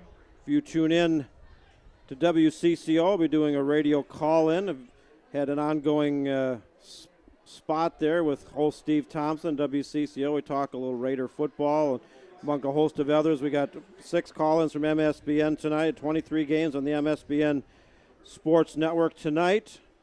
High school football October. The regular season in Wisconsin coming to an end. Regular season in Minnesota coming to an end next week on Wednesday, and then it's all playoffs. One and done, as they say, from here on out. Playoffs? Trivia question, and we'll throw it out. We'll throw it open to an email. The comment where who was the coach that had the infamous quote that you just said, talking about playoffs? Playoffs? What coach did that? Email in with the answer. It happened about 10 years ago, maybe probably more than that now. I think that was Peyton Manning's rookie year. I think that happened Peyton Manning's rookie year. Who was the coach? I can tell you, but I don't want to blow up anybody's trivia question answer. Cameraman John Reed knows the answer. His son also coached in the NFL. Yeah, he did. There's a clue. Nice run there by Jaden Carranza, another 1st down. That looks like they're going to mark him just short. He's 2nd down in inches now coming up for the Wildcats. He actually had a couple nice tirades, that coach. Yeah, the now late Dennis Green ads. I mean, a lot of them have had him. They'll give it to Carranza once again, and Carranza will have the 1st down out to the 46-yard line. Clock will stop momentarily as they move the chains, sitting at 6:17 to go. One of the great lines was John McKay. What a tremendous career at University of Southern California. Then coached the then expansion Tampa Bay Buccaneers, and he was asked a question in a press conference in a season they won 2 games about his team's execution. He said, "Yeah, I'm all for it. I'm in favor of it." I'm in favor of it. That was fantastic. And this time the Wildcat defense all over Kaiser Helterbrand. Going to be a loss of about 2 yards. You know, Kaiser Helterbrand, he's the sophomore quarterback, and Coach Adam Cowles has ran a quarterback rotation all season long. And both of these guys are coming back next year, and both have done a good job. And this time they're going to hand it off to Riley Brown. Riley Brown going to pick up a couple yards, set up third down, and give him a yard. Third down and 11 now. Coming up for the Raiders, and I think this is kind of one of those spots. I think the Raiders would just like to roll clock. Yep. They're going to wait until that play clock is just about up before they snap the football. Helterbrand comes over. Short little visit with Coach Cowles. Yeah, they're in no hurry.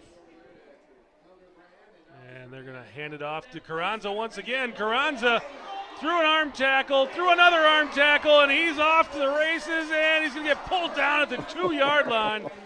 But the Raiders are going to have a 1st and goal coming up after a nice long run, 40-yard run by Jaden Carranza. And there's another one, Carranza and Brown and Daniel Olson, among a host of others, are players we haven't seen get a lot of action, but there definitely are in the second half. It's great to see. Nice run by Carranza, and the Raiders knocking on the door for another score.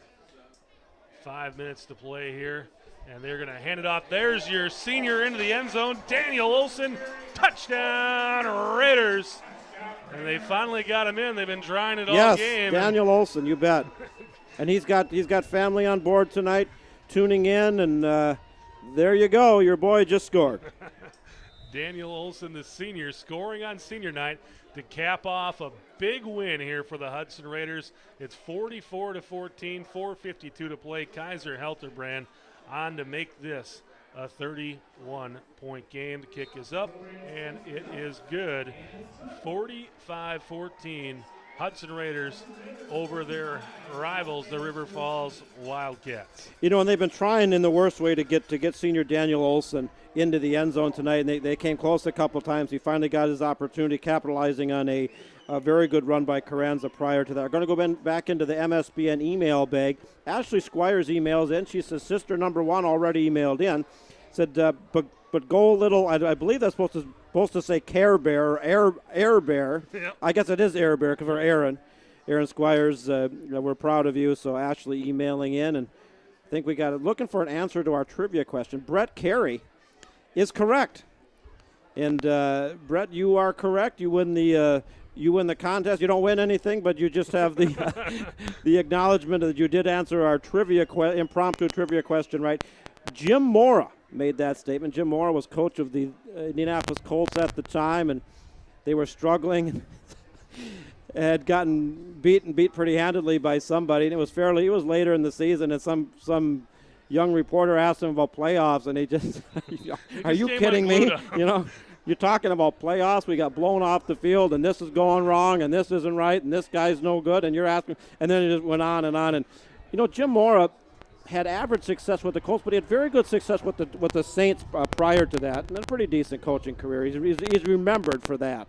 And that was a team, really both those teams when he took them over, who had nothing. Were yeah. in shambles. You know? The Saints were terrible before he was there. Yeah, had a decent run with them. And the Colts, when Jim Mora took over there, they were pretty bad. One of the officials took a spill. Got caught up in the action there. Well, they tend to him, you know. And here's another thing I want to say too. You know, we talked about. I want to give hats off to the parents that contribute so much time into these athletes, particularly seniors. This is a journey. This is the end or the nearing of the end of a journey. A lot of sacrifices on the parents' parts, and doing things behind the scenes. Another group I want to give a shout out to are the referees. You know, it's a job. Somebody's always mad at you. You know, you can call 99 plays correctly. You get one off, one bad one, and people holler and scream. You know, you don't know what you're doing. They're not paid a lot of money to do this. It's a lot of work that goes into it, and I just think overall they do a really good job. Yeah, it's one of those things that, You really have to love football to do Yeah, it. you do. It's a tough deal. And one of the things I did with my 3rd and 4th grade team, and I'm sure these guys would probably do the same thing, but at the end of the game, everybody shakes hands and they all go over knuckles with the refs, and it's a cool thing. And I actually had 3 or 4 parents come up to me at the end of the season and go, "I'm really glad you did that." You know, and it's nobody's getting rich doing this, and you have to have referees, you know, to do this. They're an integral part of the game. And this time, it's going to be the quarterback, Joey Davis. The Wildcats have switched quarterbacks here, giving Joey Davis an opportunity to play a little football. He's the junior quarterback for River Falls. A nice pickup, 3rd down and 4 coming up for the Wildcats. Still waiting for some score updates to come in here. And Menominee continuing to hold a pretty commanding lead over Chippewa Falls, 21-6. Joey Davis out to Ronastrand. Ronastrand makes the guy miss. He's going to have the 1st down out to around the 38, 39-yard line. Joey Davis has played some football for the Wildcats this year. Really, the Wildcats have kind of done something similar to what Hudson has done, as they've switched guys around. Logan Gretz is kind of their main quarterback, but Joey Davis has certainly seen some action this year, and a little opportunity here at the end of the season. Coach just want to give him one more chance. Both these guys are returning. Davis is a junior, and Gretz is a sophomore. Davis going to fake the handoff to Ronastrand, throws it out for Wackler. Wackler scoops it up off the turf. Going to be a gain of around 3 yards. Clock rolling, 3:14 to play. Hudson Raiders handling this game 45-14. It has gone final up in Puglon Field. The Rice Lake Warriors complete a very successful 2016 regular season with the 33-24 win over the Eau Claire Memorial Old Abe's. The Warriors finished the season 7-2. They'll go in as a high seed in the Division III playoffs to start next week. And that will officially eliminate the Eau Claire Memorial Old Abe's from playoff contention here in 2016. They needed a win, and they needed some help. Christine Mattern emails in, says supporting grandson Tyler Mattern, Raiders number 7, and congratulations to the Raiders and especially all the seniors for a great football season. And Christine, I would second that. The regular season ends tonight. The postseason starts tomorrow. Joey Davis looking to throw on 3rd and 5 through the hands of number 82, Nate Rixman. 4th and 5 coming up for the Wildcats, and I'm guessing they're just going to go for it here. And for the 6th straight year, the Hudson Raiders will maintain ownership of the Little Brown Jug. The Little Brown Jug also represents a little better-known college football rivalry. You want to email in and tell us that one. Joey Davis making some time, and they get it to the sideline, and it's going to be, looks like he's going to go all the way to the touchdown, and it is a touchdown. Clayton Rasmussen for the River Falls Wildcats on 4th and 5. Joey Davis bought some time, got it to Rasmussen along the sideline. He made a guy miss, and I don't know how he stayed in bounds, but he did. He's in the end zone, and the River Falls Wildcats on the board one last time here in 2016, 45-20 now. Hudson leading River Falls, but the Wildcats going to be able to, hey, we got another touchdown. He did the tiptoe dance along the right sideline. Somehow he was able to keep in bounds, converting a 4th down. And the River Falls Wildcats put some more points on the board. Some major confusion, though, here on the extra point. Looks like they don't have enough guys. Now they do have enough guys, and they're going to have to call a timeout. And, yeah, they will call a timeout. Matthew Wackler came in and was going to play the end there, and then another guy came out and looked like he was going to play the end. Well, they end up calling a timeout. Looks like they must have had 9 guys, and then they had 10, and then they were still looking at, hey, we need one more guy out here. Well, as they sort it out, I want to throw it out there again. We got the email contest. The Little Brown Jug is going to be decided here tonight between River Falls and Hudson. What rivalry in Division I college football awards the Little Brown Jug? Email in with the answer for a non-existent prize. Barry Olson says Minnesota, Iowa, and Barry, unfortunately, that's not right. You are not correct.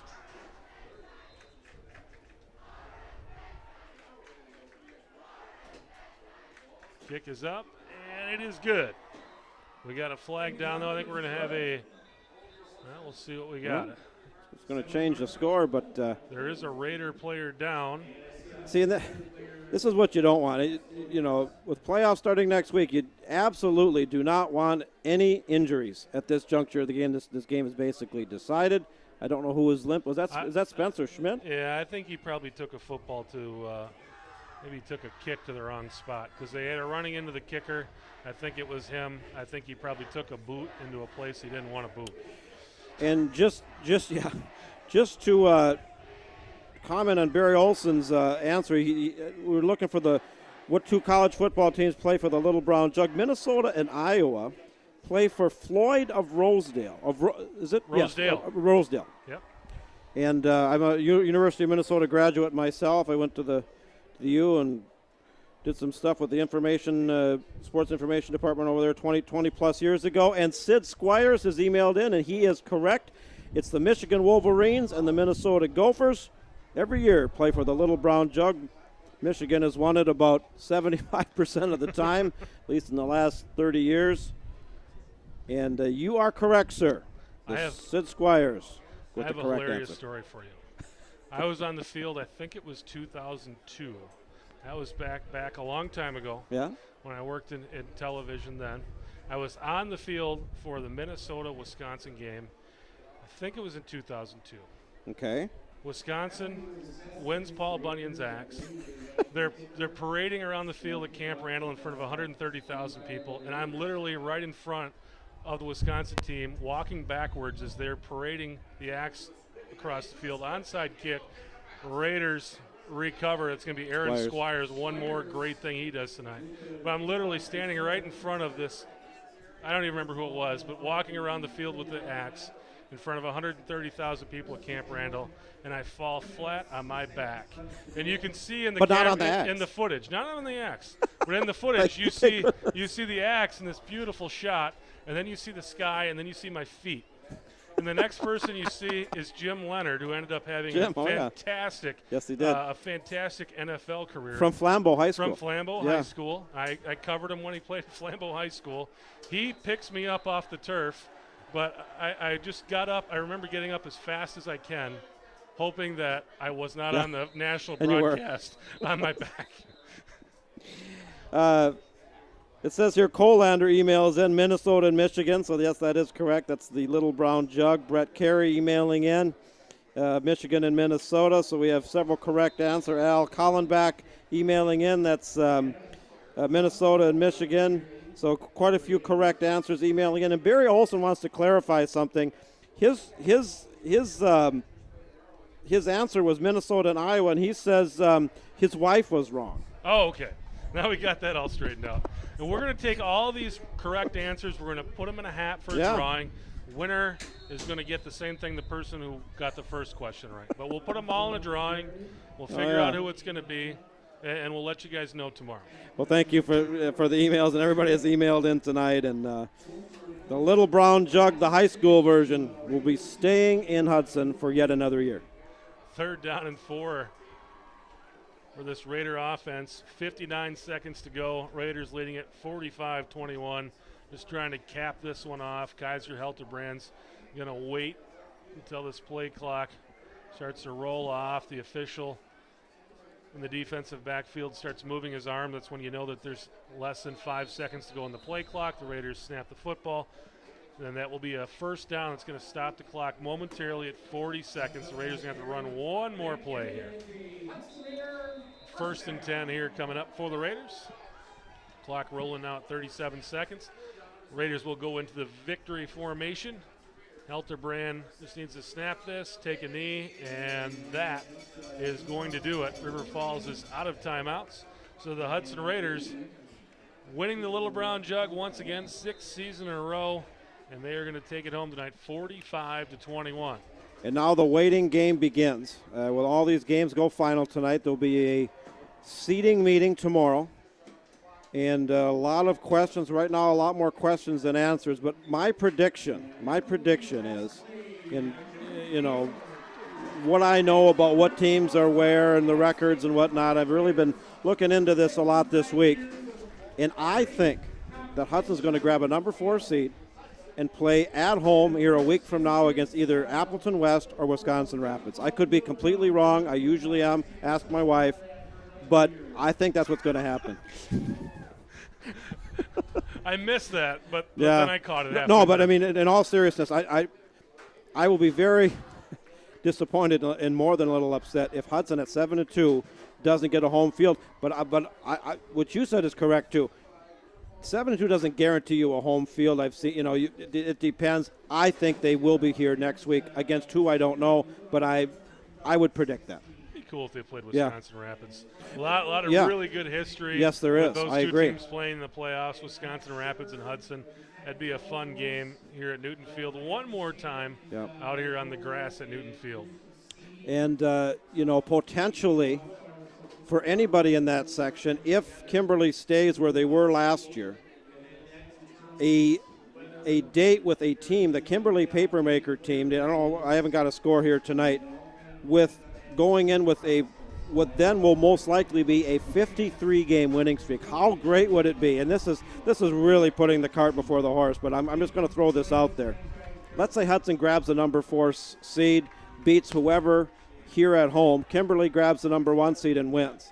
Hudson goes on the road in round 2 of the playoffs to Kimberly with a chance to beat a team that'll have won 53 or 54 games in a row and a 3-time defending state champion. A lot of things have to come into place, but the potential is there. What a great storyline that would be.